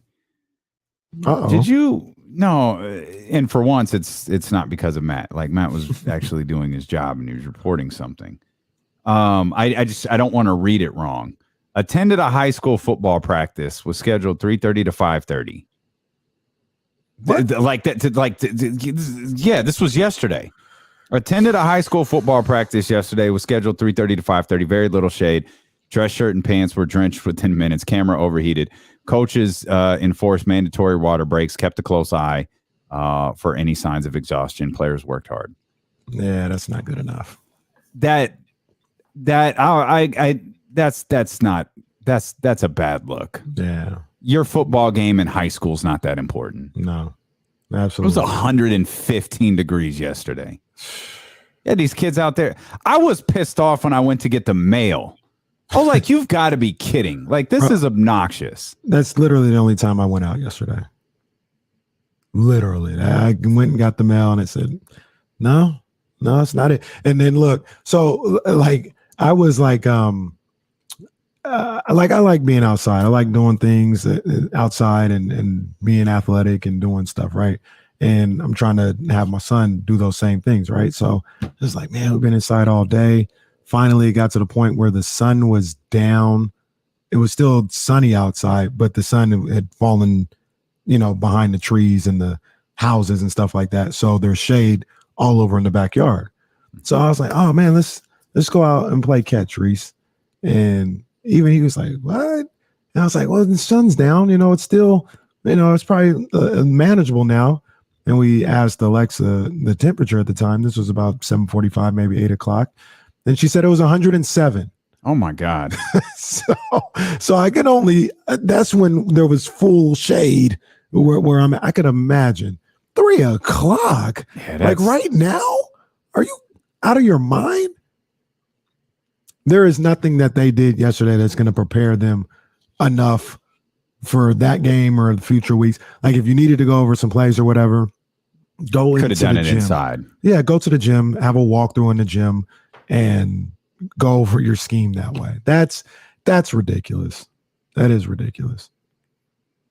Yeah, and he didn't note the school, nor did I ask, and nor does it really matter. It doesn't matter. That's not acceptable. That's absolutely not acceptable. And that's one thing that I kind of, we've got to tough it out. We got to brave the element. No, don't be an idiot. Go inside. Do a walkthrough. If you really have to do something, if it's that dire for your football game on Friday, do a walkthrough. Do something in your gym. Do anything but stand outside in 115 degree heat. That is just absolutely unacceptable to me. Crazy. My one of the parents at the school, at Reese's school, his older son plays water polo. They canceled water polo practice because it was too hot. Well, that's how hot it was. But you want these people to run around on a turf with pads and helmets on. Oh, I didn't even think about that. The turf. Oh my God. You know how hot that turf gets? That ain't nothing but little rubber pellets down there. Mm-hmm. Come on, coaches. Yeah. Got to be better than that, man. You got to do better than that. Coach Molly said gyms are full. It's volleyball season. Well, you just don't have practice. Film study. Don't practice. You watch film again if you need to do some football related that bad. To be fair to the coaches, I don't know what the tipping point is. Like you say, it's a cool 106 today. I don't know where you draw. Like I don't know where you go. Okay, we can practice today. Okay, we can't. I don't know where you look at a week's worth of forecast, knowing you've got a game on Friday. I don't know if you move practice to the evening. I mean, these are kids that are in high school. I don't know if you move them to the morning. I don't know how you navigate all of that given the temperatures that we've been dealing with. But I do know when it's Christina Warner's telling you all day, hey, I think we're going to break the record. I think we're going to break Sacramento's record today. Then, we don't practice. You've called practice because of smoke before, I'm sure. Thank God we're not dealing with that right now. You've called practice before. You should have called practice yesterday. Absolutely. Yeah. That's James Ham coming up in a few minutes. That was not written into the rundown at all. But I just thought we'd bring that up. Real quick before James gets here, if you want to, tell me about Tyson Fury. No redeemable qualities. Yeah. But we were talking about award winners in the NFL, MVP. What do you think about the other side of the ball? defensively. And I say the others, it's not illegal for a defensive player to win MVP, but we all know that's I think not it is. Really? I think it then is. why do they have offensive player of the year? Unless you're JJ Watt and you're throwing touchdowns, then they'll consider it for you. Or I don't think he threw one. I think he caught one and ran one. I think that's what happened.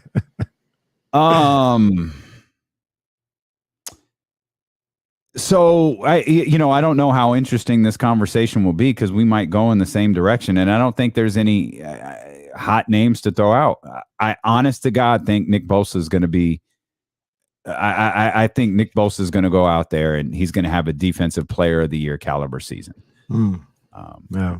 I don't think a season is going to go by probably for the next 3 years unless he retires after this year, or Aaron Donald isn't mentioned as a defensive player of the year candidate at the end. And I'll throw kind of a left field one at you. To be fair, I'm not trying to hedge my bet anywhere. I absolutely, and I'm not Homer Capaway. I'm not a fan here. I think Nick Bosa is going to win Defensive Player of the Year award this year. But, and John Poles is right here, I'm going to be watching Mad Max a little bit. I'm going to be watching Max Crosby over there for my Las Vegas Raiders. Max Crosby is the truth. He's the truth. If you ask me, I think it's between Aaron Donald and who else? I would say it's between Nick, Aaron Donald, and I can't choose between Myles Garrett and TJ Watt. So for me, you can't get fooled again. I think I did Myles Garrett last year, and I don't think I can do it again. I got to see it. I got to see it. TJ Watt, sure, like he's the reigning defending defensive player of the year. But if I'm going with a non-creative pick, I'm just going to put Aaron Donald in the conversation. I believe Aaron Donald will always be in the conversation. I think Nick Bosa is going to have a monster season. Yeah. I think he's going to have an absolutely monster season. If he doesn't lead the league in sacks, it's going to be pretty damn close. Like in his contract's coming up this offseason, he's going to have a monster of a year. Yeah.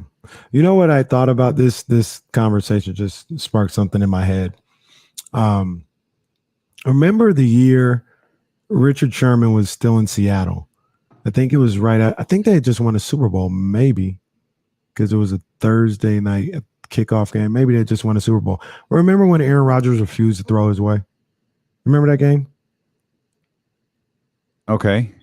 I not specifically, but yeah, that was because obviously I wasn't a fan of Sherman, and I wanted, and there was nothing I could say. There's social media evidence that shows that it was young and immature.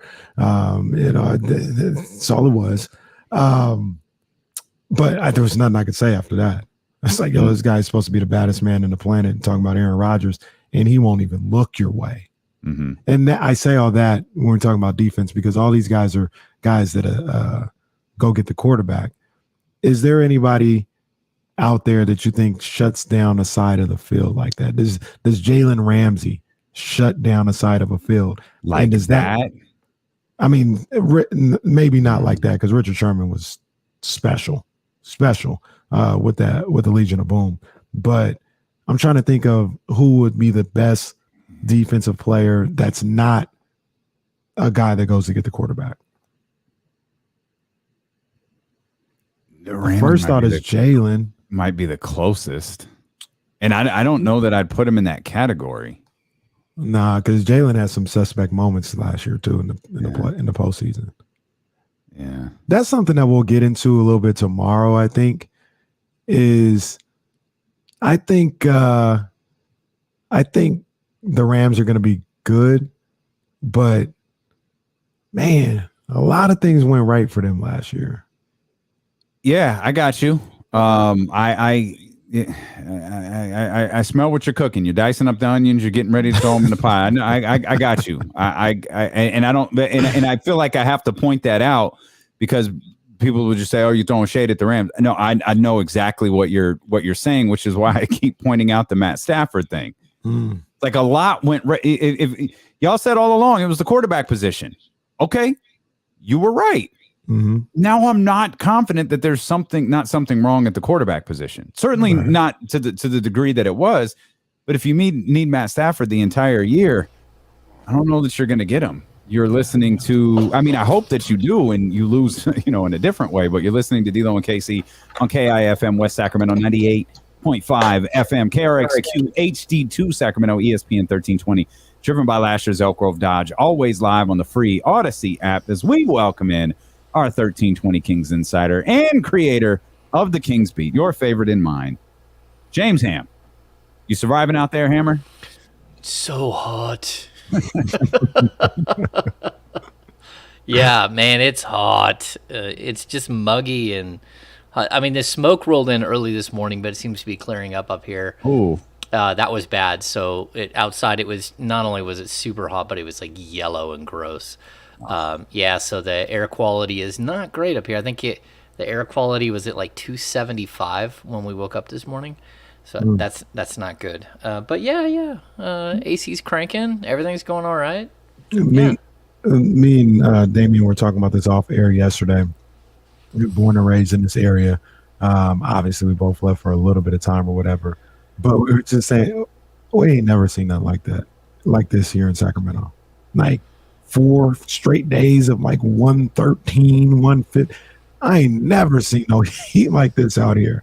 I ain't seen this before out here. Yeah, I think it's making believers out of a lot of people that there is an issue with the climate. I don't know, like what is it, Pakistan that's flooding, like a third of it's underwater, and then you go to the Colorado River and it's completely dried up, and like we're in a bad spot. Yeah, things are changing, and yeah, I'm glad we're not in the Bay Area, because the Bay Area gets hot. When it's hot like this, a lot of people down there don't even have AC. Yeah, I like my, we followed the rules yesterday. We cranked up the AC to 75 and then dropped it to 80, like at 4 o'clock is what they told us to do. And that seemed to be okay. Yeah. Yeah, my mom was one of those people. She's in Redwood City. Thankfully, she went to stay with my sister in San Carlos yesterday. Is that heat was just absolutely ridiculous in the Bay Area. And the heat's going to be ridiculous in 3 weeks for the Sacramento Kings. Segue. Wow, that was dope. Segue. Thank you so much. Are you enjoying it? Just dawned on me. Are you enjoying your last few weeks? Because your life changes a little bit in about 2.5 weeks. Yeah, it's kind of like the mad scramble to get some of the big projects out of the way, which is something I haven't been able to do this summer just because of health issues and stuff. So now it's like the mad dash to try to get stuff done. It's cool though, fantasy football draft. That's when you know that it's almost here, and you're gearing up, and it feels like the season's just around the corner. And now we got to go get booster shots, and so we can be around the players. And yeah, it's cranking up. It's almost here. Do you know for sure the locker room's opening back up?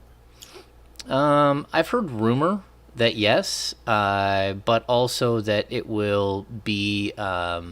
I mean, I could be wrong. They could change their mind on this, but that there's going to be a pretty strict tier system, and certain people will be allowed in certain spots and other people will not be allowed in certain spots.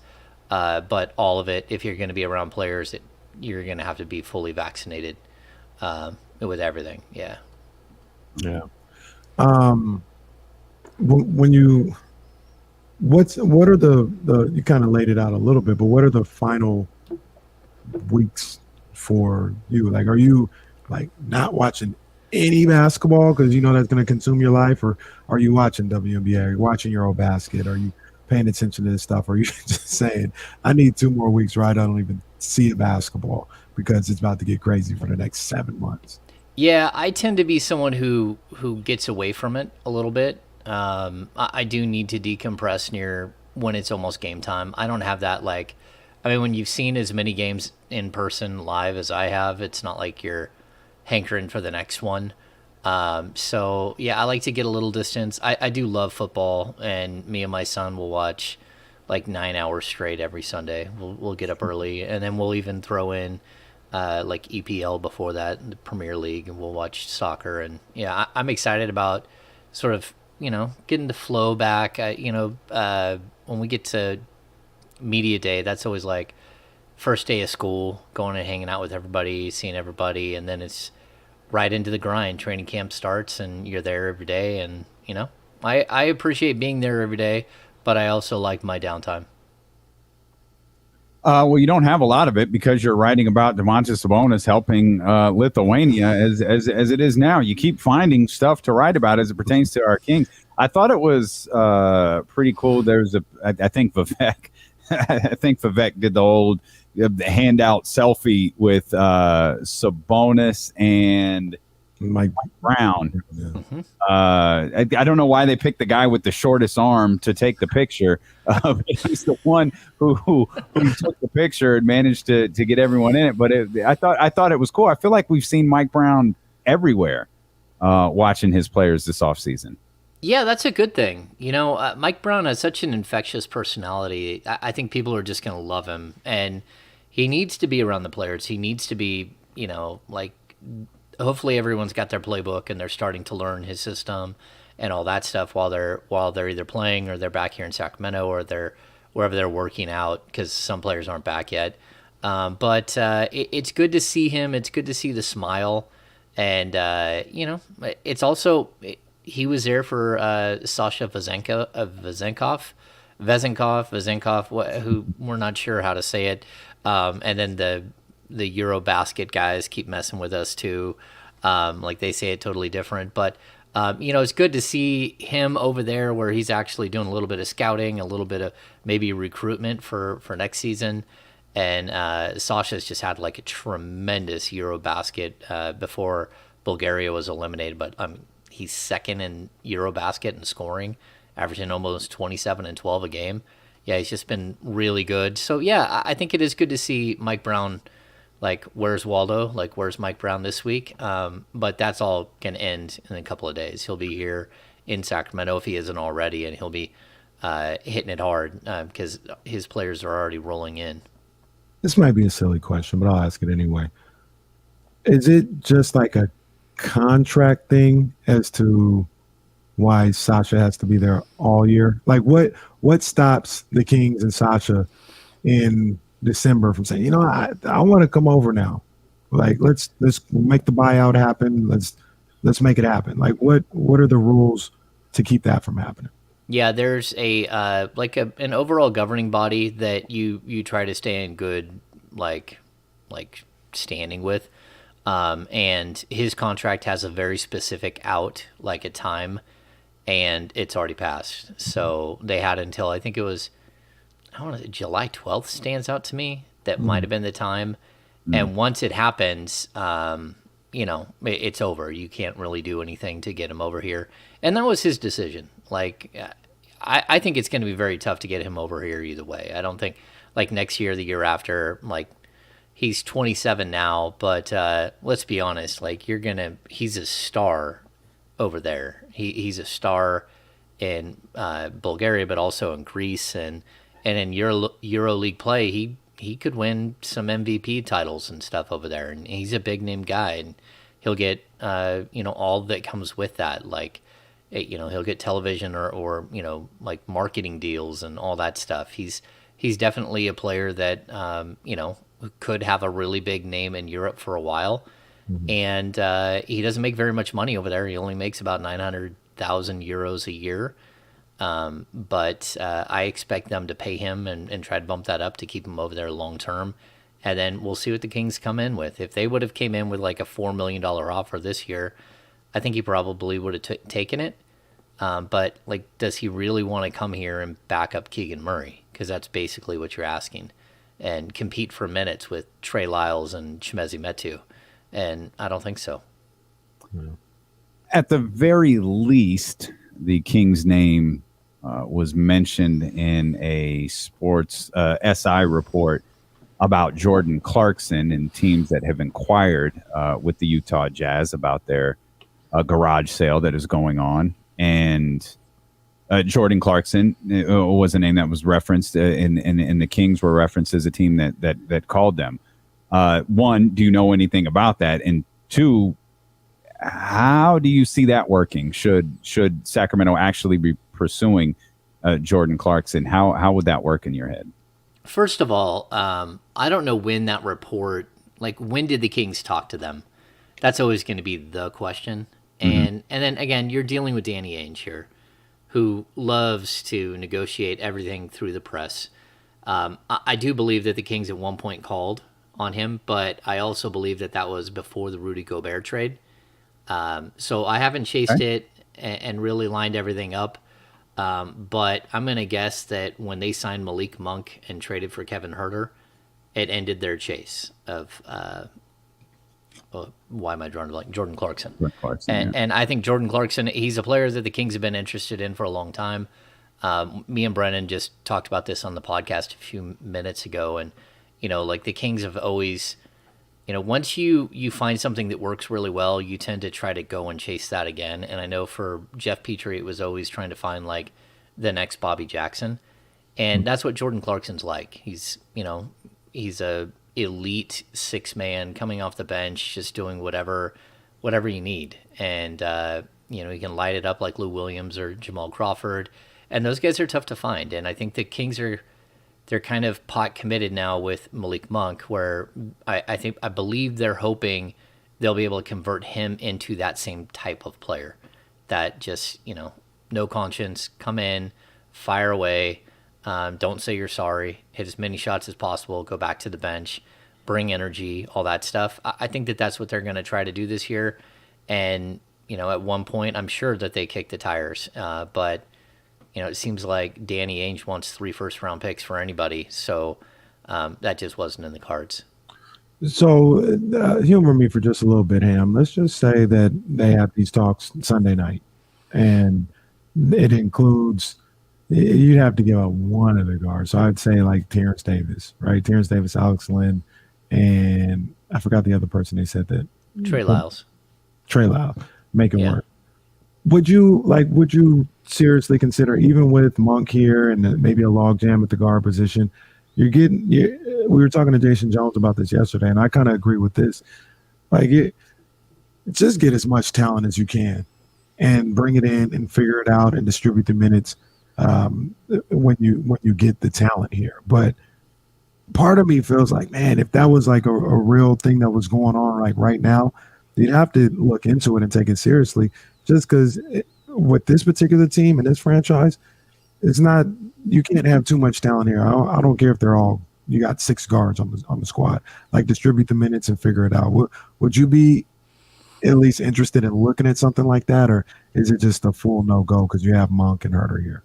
Yeah, I mean, it would just really be tough. Like doing, I just wrote up this morning about, sort of the battle at the shooting guard spot. And I think Kevin Huerter will probably start, and I think Malik Monk is going to be like the 6-man. But again, that's my speculation. Like, I haven't had a bunch of conversations right now inside. But like, if you look at sort of when they made the moves, how they made the moves, what it cost them, all that stuff. And then when you look at Davion, you look at De'Aaron playing, roughly 60 minutes at the point guard / shooting guard spots. So that doesn't leave that much time. Just you start shaving minutes off of that shooting guard position, and then next thing you know, you're shaving minutes off the small forward position. I mean, just between between Huerter, Davion, and De'Aaron, I mean, I think you're looking at about 90 minutes, and you only got 96 minutes in the backcourt. So where are you going to get the extra 20-something minutes or 19 minutes for Monk? So I don't even see Terrence Davis really having a spot. He's going to be in a dogfight for minutes or for a rotational spot. Someone is going to lose out here. So I don't know how you would fit in another guy unless you really just don't believe that either Davion is that good or he's not going to fit what you're trying to do. Like, if you're just looking for more talent, I agree with you. The Kings need more talent, but they need more talent at the small forward position. They need a shot blocking like 5 or a 3-and-D 4 that can block shots. I mean, there are things that they still need desperately, but for right now, I think you're kind of committed to what you have. Jordan Clarkson wouldn't work in the small forward position? No, he's 6'4", and he's slight of frame. I don't think. I mean, if you're going to run 3-guard sets the entire game, then sure. But, what is that going to do? I mean, if you can cut, Harrison Barnes down like 12 minutes at the 3, and steal a whole bunch of minutes from that position, I mean, we're already talking about that. If Herter's at the 3, do you consider that a 3-guard set? Yeah, because I don't think Herter is a natural 3. I mean, he's 6'7", and I think he's not gonna have a lot of difficulty defending the 3. Mm-hmm. So I think he's gonna play, upwards of 18, 20 minutes a night there at the 3. But I would still consider it more of a 3-guard set than I would anything else. I mean, like when Klay Thompson slides over and plays some 3 for the Warriors, you consider it a 3-guard set. And I compare him to Klay, again, Herter right now, like poor man Klay Thompson, but they kind of do similar things. Klay's a better defender, better 3-point shooter, pure 3-point shooter. But that's how I see him fitting into this lineup on both ends of the court, as sort of like a solid defender that can hang out and, take some pressure off of De'Aaron Fox at times. And then a guy who's going to float around the perimeter and shoot a bunch of 3s. So, James, let me ask you a question, because I think about this often when people talk about so-and-so 3-guard lineup, they're too small and all these other things. What exactly are people afraid of when having a guy like Clarkson at 6'4" playing the 3? And what I mean by that is, obviously, like, if you had Davion Mitchell, if all these guys were 6'1" and you were going up against guys, that's a little too small. Well, you got a guy like Clarkson, 6'4". Let's just say they're playing Dallas. What about having Jordan Clarkson at the 3 is like, you can't do that against Dallas? All their people just stand on the perimeter. Like, it's not like, oh man, you got 6'4" Clarkson guarding 6'7", Scottie Pippen. He's gonna throw him onto the post and he's too small for that. That's not the way the game is played anymore. Clarkson can match up with Reggie Bullock or Finney Smith, and they're not even using their height as an advantage. Like, what, in your opinion, what's the issue with having those small lineups? That, like a small-ish lineup. Like I said, 6'4" to 6'7" isn't that big of a difference when they're playing the game the way they are right now. Yeah, I think you're looking at one aspect of the game, though. Can they defend that position? But can they rebound? Can they keep up with all the other aspects of the game? That I don't think they can. And again, if we're talking about a bench unit there, because Clarkson is typically a bench guy, mm-hmm. And if you're talking 6'1" Davion Mitchell, 6'3" Malik Monk, and 6'4", like, who's going to guard Luka? Somebody's going to have to guard Luka, because I watch Luka shoot right over the top of Davion Mitchell time and time again. And so, there are certain players that you're going to have to defend, and that's just one team. I mean, what if you're playing the Lakers? And we can keep going. There's a lot of teams that, like, it's not just a size issue. It's like Jordan Clarkson isn't known to be a good defender, and neither is Malik Monk. And Davion Mitchell can only do so much in that situation. And I think personally, like, the Kings tried a bunch of small ball lineups and 3-guard lineups under Luke Walton, and they didn't work at all, and he abandoned it pretty quickly. The reason it didn't work is because they didn't have a passing big man. Rashawn Holmes just didn't. He's not a passer, and he tries, but more often than not, he turned the ball over and just made mistakes, and it wasn't crisp. That's not going to be the case. I think now with Sabonis, on the team, you got a guy who you legitimately can run the ball through and have him orchestrate an entire offense like Jokic does with a bunch of non-point guards out on the court, which he plays with all the time. So, I think it's interesting. No, you can't have too many good players. I totally agree with that. But I also, you went to De'Aaron Fox and said, hey, can you help us recruit Malik Monk? You better have a role for him once the season starts. Mm-hmm. It wasn't about just getting one of his buddies to come hang out with him. You paid him $20 million almost over 2 years. That was because you see a role for him. And same thing with Herter. I mean, you just spent a first-round pick and You owe him a 4-year, $65 million contract moving forward. Like, he needs minutes. He needs opportunity to play and to do what he does. Bringing in a guy like Clarkson would be fun, but I think it also upset like a very delicate balance that is, an NBA rotation. Is the depth good enough for this on this roster right now? Kenny talking about acquiring, more talent or as many good players as you can. Is depth an issue? I don't think depth is an issue right now. This is probably the deepest team that I've covered in Sacramento. There might have been 1 year where they brought in a bunch of veterans to go along with DeMarcus right there at the end, which didn't work out at all. The whole thing fell apart under George Karl, I believe. That's hard. So it is. Yeah, exactly. But the differences I would say with this team here is the depth really fits. This feels like the first time that someone's actually maybe put the edge pieces together of a puzzle first before trying to fill out the rest. Mm-hmm. And so it feels like he's got the strength of knowing like the basics of what he has, and then he can start swapping, pieces in and out in the middle to see if they'll work or not. I think that this is one of those times where, can you get better players? Sure you can.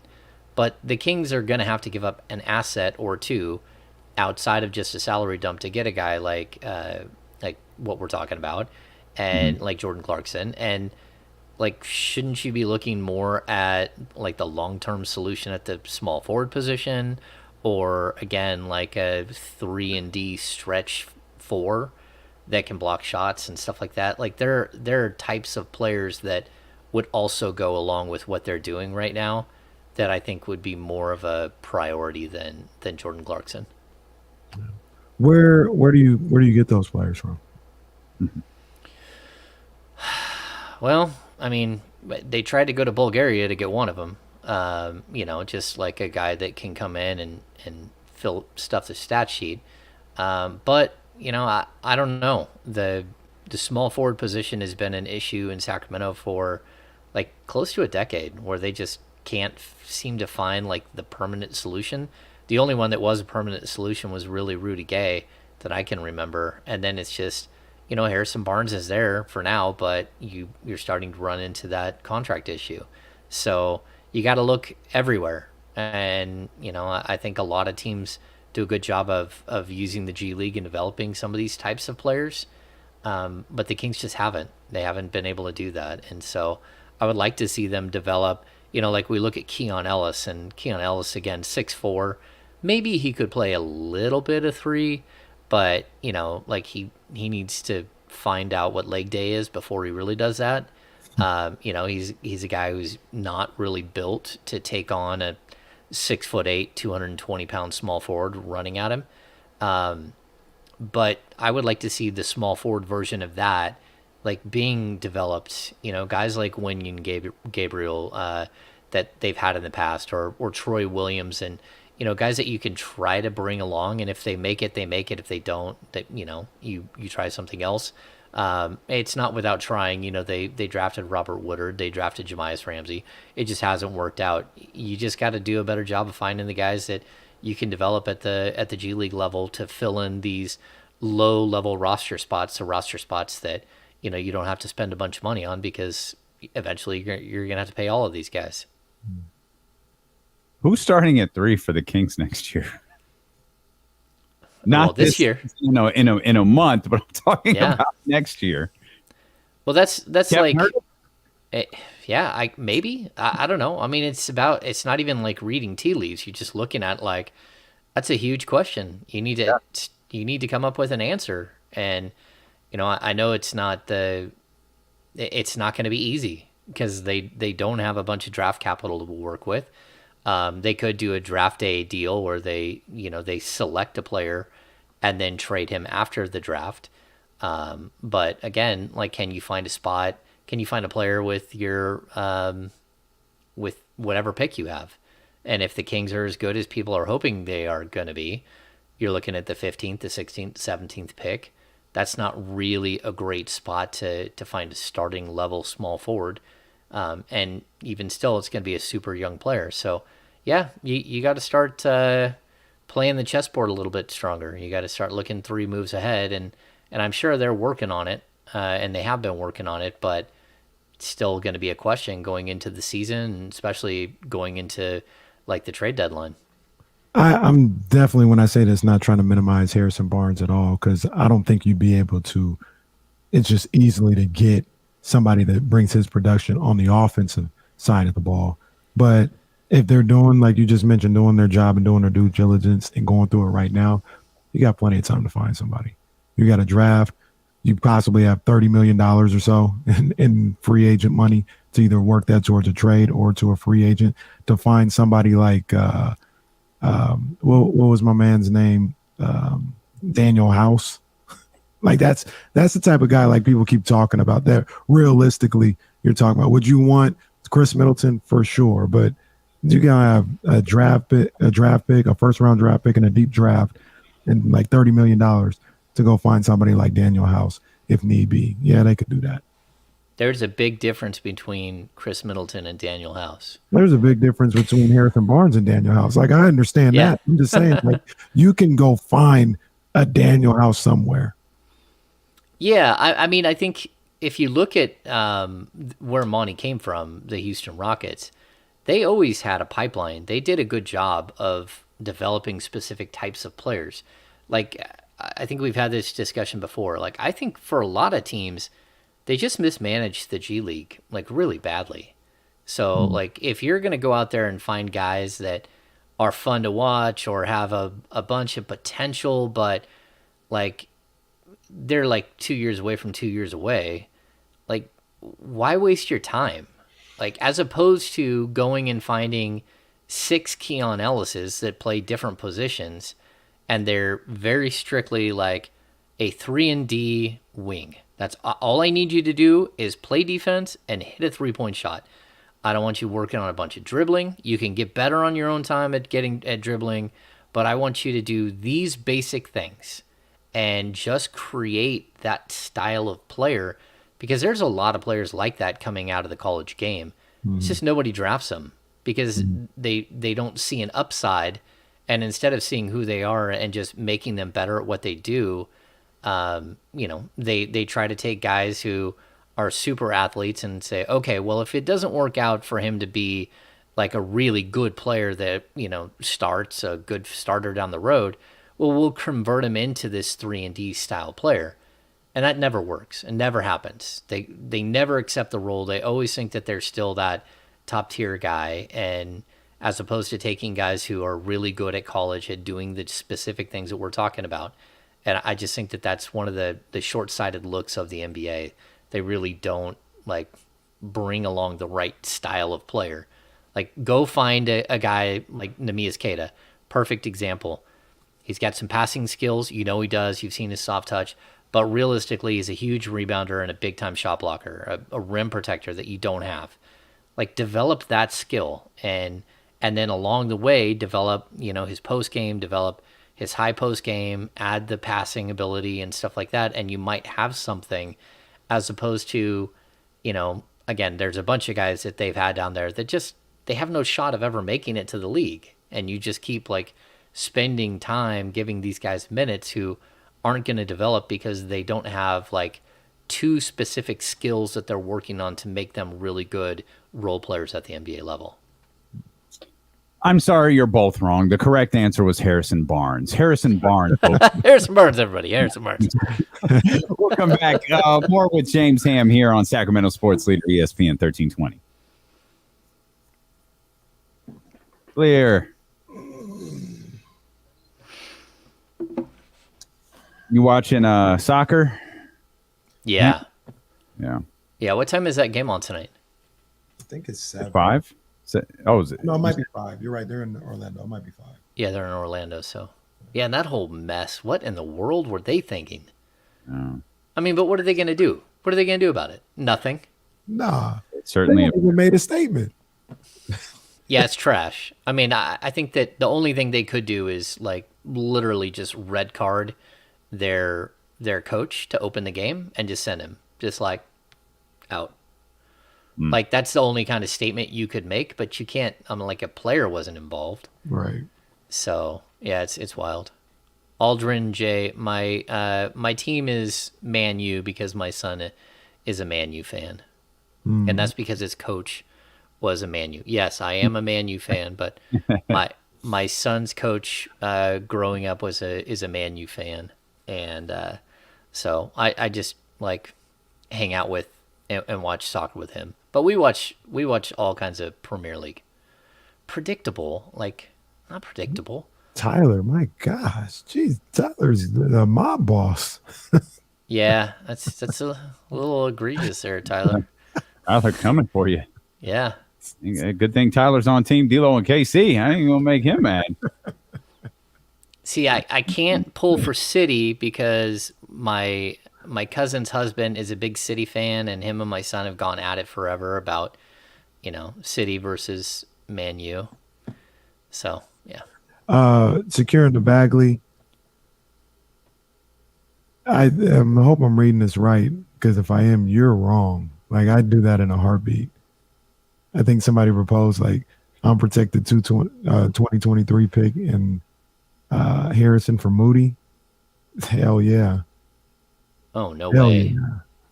You wouldn't do it? Not unless Moody's better than he is today. Moody is just fine. He's okay. But we haven't seen him really play. I'd do that yeah, I'd do that. I'll tell you what I would have done. I would have just drafted Moody at number 9. No, there's that too. That's the problem. Gone? No, he wasn't already gone. Who's that? He might have already been gone because it was part of the 2 picks. It was Kuminga. Yeah, they got Moody at like 15. Moody. Yeah. Well, I thought they had 2 top 10 picks. No. Moody fell. Marlando Moody fell on draft night. That's what it was. Yeah. No, I like Moody, and the Kings should have planned for this situation. So you hate Davion is what you're saying. No. James hates Davion Mitchell. No, but at the time that you drafted Davion, you already had 2 point guards. Yeah. That was my issue. And at 6'1", including the biggest point guard that ever lived. Yeah, that's that too. Yeah, at 6'1", he Davion really can't play multiple positions. He is what he is. Yeah, great Rory part and Ragnar. That's a great part. Wagner went to pick before the Kings. That's what we always talk about. Drafted Franz. People always say that you should have drafted Franz. Now, Kenny. Yeah. Franz is a good ball player too. See, Zaire Williams is showing some promise, but again, he's showing promise on a team where he's like the 7th dude. So, yeah, Yeah, that's interesting. I would give Moses Moody for that deal. I would have gone and like traded my 2 second-round picks and something else to try to move in to like the the early 20s or late teens, and tried to find another guy, like a 6'8" small forward, a defensive guy. Yeah, like Tari Eason's more of a 4 than he is a 3, but like there were some guys specifically in this draft that were intriguing that could have been like decent 3-and-D guys. I like Zaire too. Yeah. What are you looking at? Jesus. Well, I mean, isn't Herb Jones the one that you really should have got? He's good. I really like him. We're coming back. We are solving all of the Kings' problems here on ESPN 1320 today. Did a little redrafting, did a little work here during the commercial break. You can only catch that though on twitch.tv/ESPN1320, youtube.com/ESPN1320. Trade proposals being thrown out, agrees, disagrees. It's always fun there during the commercial break when King scenarios come up. You mentioned a few minutes ago, James, this is the deepest team that you've covered in your time with the Sacramento Kings. What's their strongest position?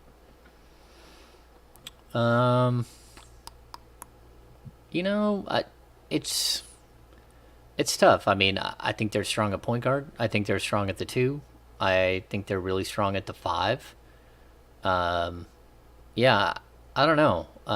I think overall, like, if you were to say, like, what are the strong suits of the team overall, I think it's that they have, 2 or 3 players at every position that are actually either NBA players or really close to it, like legitimate NBA players. And then on top of that, I think their rebounding is improved. I think they're a better 3-point shooting team. I think they can be a great 3-point shooting team as opposed to the bad 3-point shooting team they were last year. But yeah.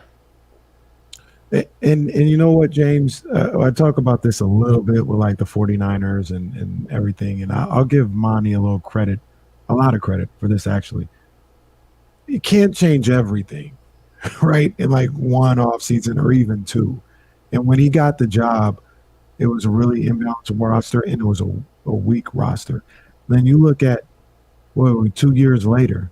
I mean, he's got a team that looks like they can possibly get into the play-in or the playoffs. And yeah, they need a 3. Yeah, they got too many centers or too many guards. But look what he has done. He was able to flip one of those guards for a center that works. He was able to draft possibly a starting power forward. He was able to add to this roster with wing depth and things of that nature. Would we have loved for him to get the small forward, the correct shooting guard, the correct 4 all in one off season? Absolutely. But sometimes these things take a season or 2 to build it all together, right?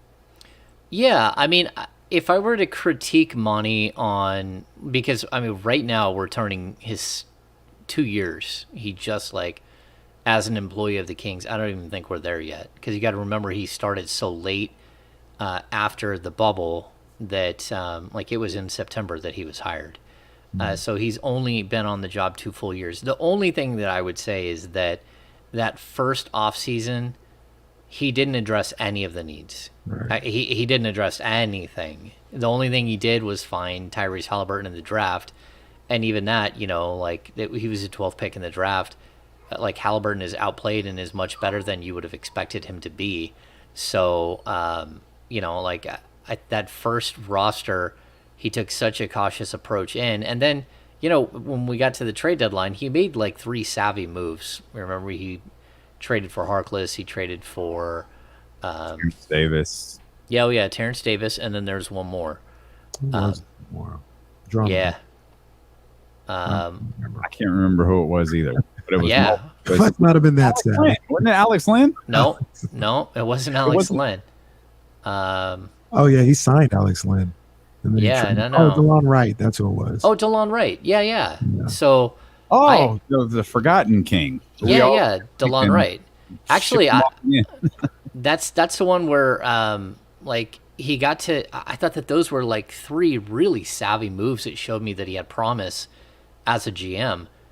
But it still left me with like, okay, you're banking on the same core, and if the core isn't good enough, it doesn't matter what tertiary players you bring in, those those role players you bring in. If your core is not strong enough, if you can't find the corner pieces for your puzzle, you don't really know where it ends, and so that's what it came down to. Like I just think that he didn't have like a strong enough base, and when we get to it right now, you look.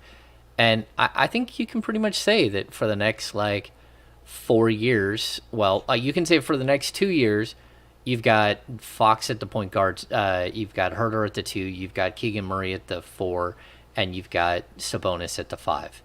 You know that you have 4 of your 5 starters, and then on top of that, you got your 6-man and Davion or Monk. I mean, a lot more than what you did a couple of 2 years ago. That team... They just rolled out 15 dudes and threw them out there on the court. I mean, 8 of those guys. What do we say? 7 or 8 are no longer in the league right now from the opening night roster 2 years ago. That many. So, Rory brings up a good point. We are forgetting the move to get Chris Silva. Silva. It was clutch. Yeah. It was clutch. Yeah. I remember we thought that the Kings addressed their toughness issues with Terrence Davis and Mo Harkless and DeLon Wright. And all we did was make poor Mo Harkless's life miserable for the next year.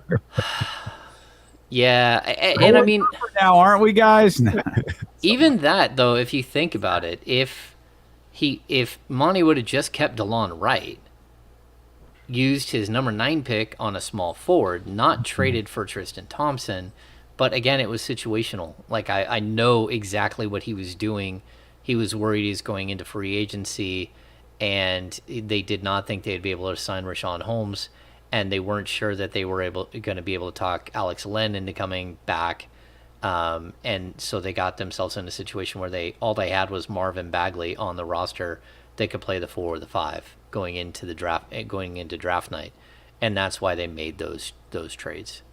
That's why he made that trade. But still, if he would have just kept DeLon Wright as your backup point guard, and then kind of rolled the dice in the draft on a small forward, we would probably be thinking about this team a little bit differently right now. Yeah, I see, and I hear a lot of people say that all the time. I hear you talk about Jeff Petrie. What was it? He drafted Thomas Robinson instead of Lillard because he wasn't.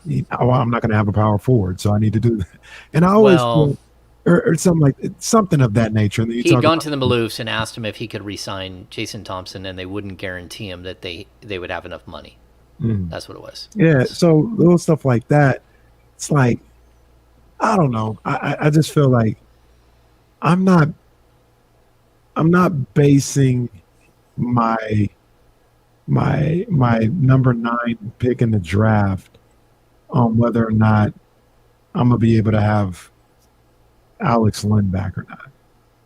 You know what I mean? Like I would have just number 9. I'm not any good. I need to go get the best player that I think I can, whether it's a small forward or whatever. I'm not saying because I don't know, or I got to make this trade because I don't know if I'm gonna have Alex Len back or not. Man, if you don't keep DeLon Wright and like go get, like I said, no disrespect to Alex Len or TT or anything like that, but you can find those guys off the scrap heap.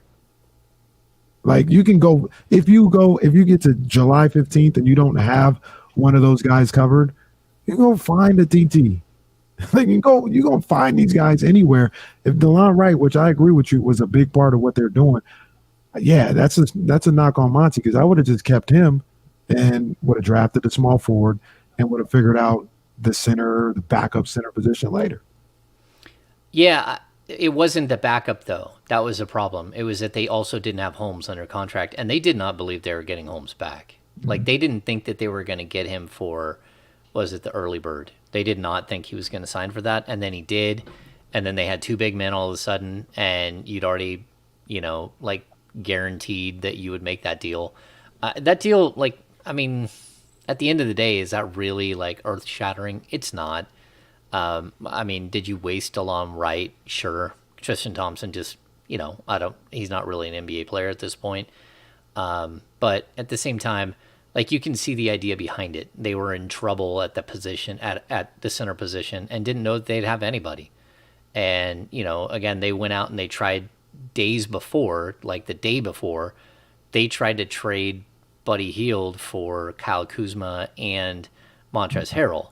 Right. And so then they would have addressed the situation. When that deal fell through, it was like, okay, we got to move quickly to do something else because we might not have a center going into this season or going into draft night. And the last thing you want to do again is reach for a Thomas Robinson.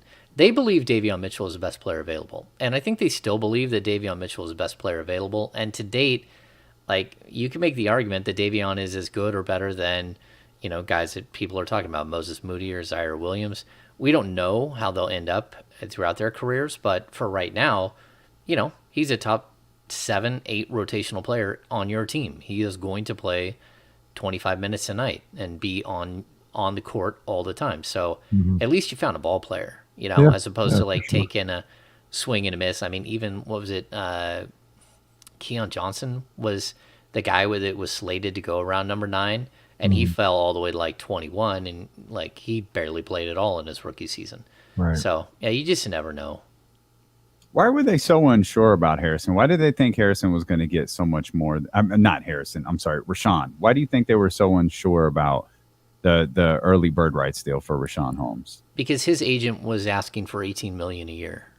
Like that's what he wanted. He wanted at like 18 to 20 million. He wanted a 4-year, $80 million contract for his player, and ended up getting half of that. And then you remember like the whole fudging of the numbers there. So it ended up being a 4-year 47, not a 4-year 55 like he promoted and he told everybody it was a 4-year 55. And people are like, oh, well, you should have known the early bird was there. It's like, yeah, there's a lot of ways to clear out cap space before you actually sign a contract. So there was other ways in which the Kings could have retained Rashawn Holmes. But, it's kind of, again, it's kind of like what we saw with Dante DiVincenzo this offseason. Kind of, the same thing where you got to a point where you didn't know if you were going to be able to resign him or not. And then the Kings just said, look, we're not going to do the qualifying offer and let him walk. Well, I mean, it feel like with Dante, they knew the market. They're like, well, why were we going to extend this qualifying offer for? You ain't even going to get it. You can't get this somewhere else. No, I think he could have got more money somewhere else, but when the Warriors came calling with a legitimate job to go and play on a championship team, that was too much for him to. I mean, he's young. What's he? Well, that's what I mean. Like, is Dante really at the point in his career where he's like, I'm gonna go play with the Warriors? Like, he needs a. Yeah, he could have used a big payday. Like, he needs to. I mean, and he has a role. I don't mean that he doesn't have a role with Golden State, but if he had he has a role as a role player. I don't think he's going to be able to establish himself much there, and he's going to be very much compared to Gary Payton.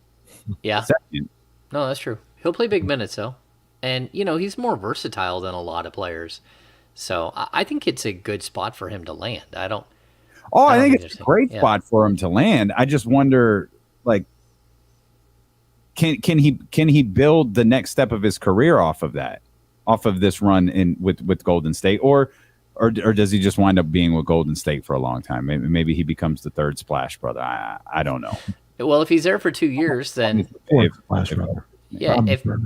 if he's there for 2 years, then he can get the same thing Rashawn got, where he can get the early bird at 2 years, and he can sign. It'll probably be at that point, because the salary cap's going up so much, that'll be a 4-year, $50 million contract. So maybe that is a place that he lands and stays long term, because the guys around him can't play forever.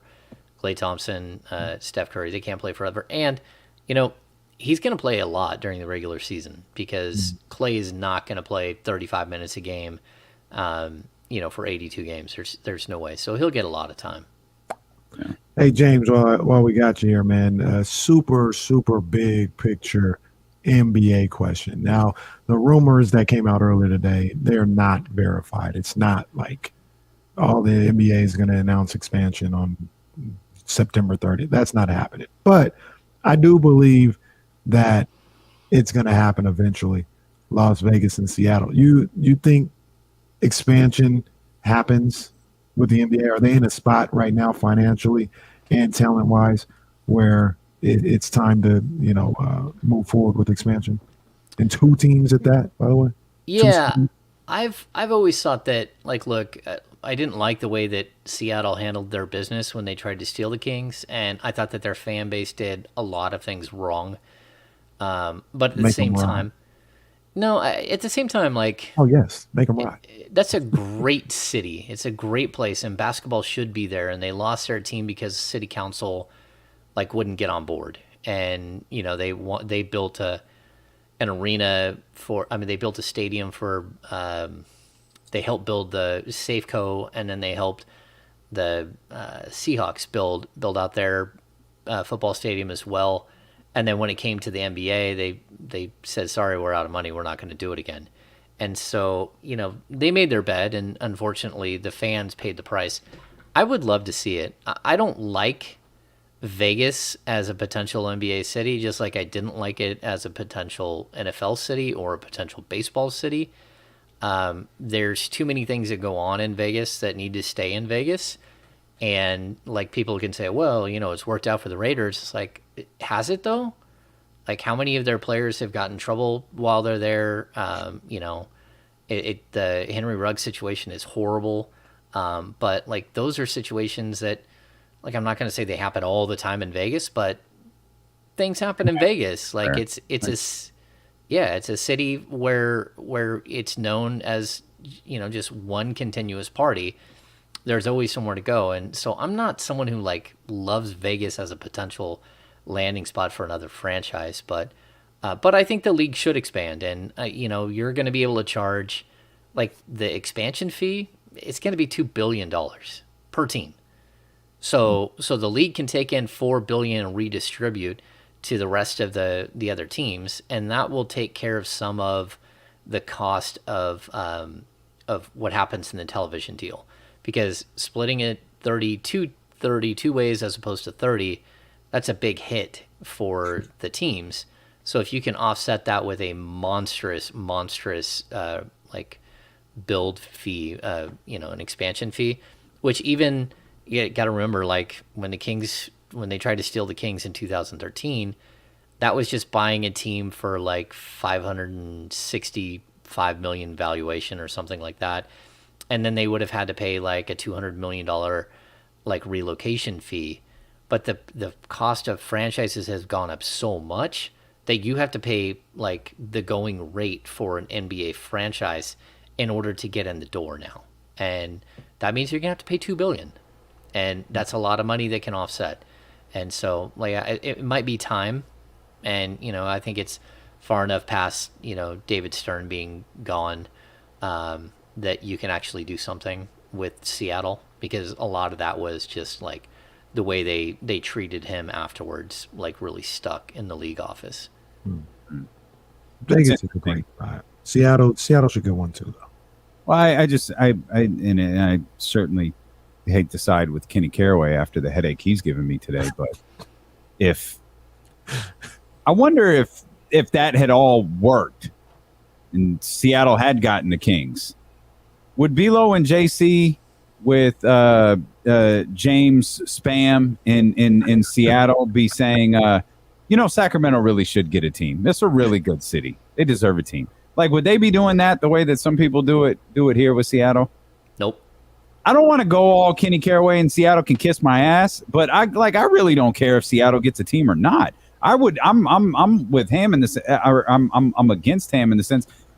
Put one in Vegas. I don't think it's I understand. Like I think every point that you made about Vegas is perfectly valid, but I also think when you're young and rich, that could happen in Tulsa. That could happen anywhere. You got money, you can get yourself into trouble. You don't have money, you can get yourself into trouble. If you want to get into trouble, you can. Hell, didn't Marshawn Lynch get in trouble in Vegas? You don't play for the Raiders. Yeah. I can't remember where Marshawn Lynch got. I feel like it was Vegas, but like he don't play for them. I mean, obviously the Henry Ruggs deal it's awful. It's awful, but I'm not going to pin that on him being in Las Vegas or the Raiders being in Las Vegas. But I think there is a fair question as to whether Vegas as a it's been masterful for the WNBA. It's been great for the NHL. I think it's still too early to know what it means for the Raiders. And we'll find that out over the coming years. I know the All-Star game hasn't returned. I know that ain't happening. That ain't happening. I ain't getting over We're not doing that again. I don't know. We'll see. We're gonna go watch. The Republic. We're not gonna see you until Friday. So who you got tomorrow? Rams or Bills tomorrow? I'm gonna go Bills. Okay. I like that. Okay. I like that. All right. Yeah. I like him.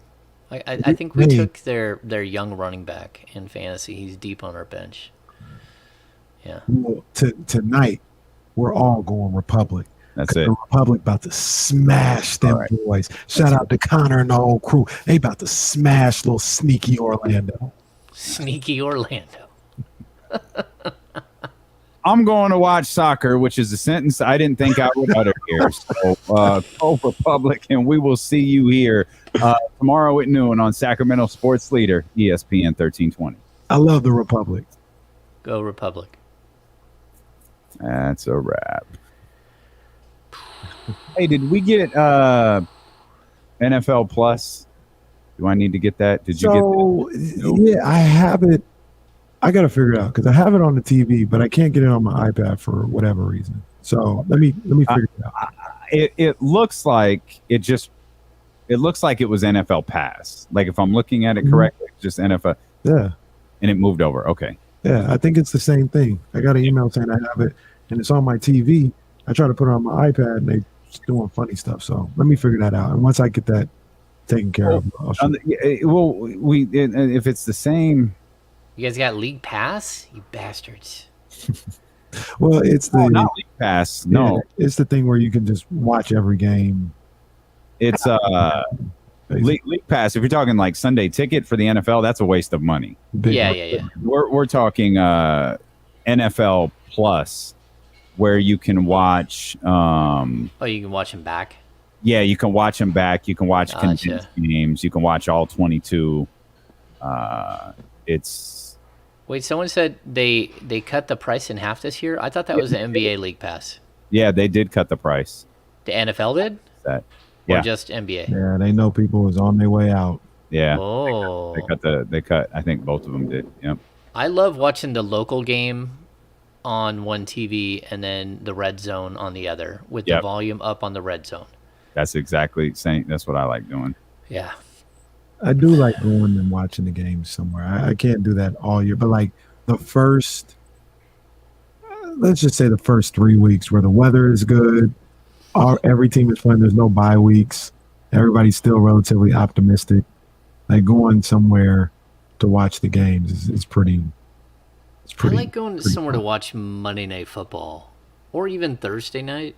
Because we have a sports bar here in the lake. So, and like it's a quarter of a mile away. I can stumble home. I can steal my son's Razor scooter or skateboard. Or, I think I just got logged in.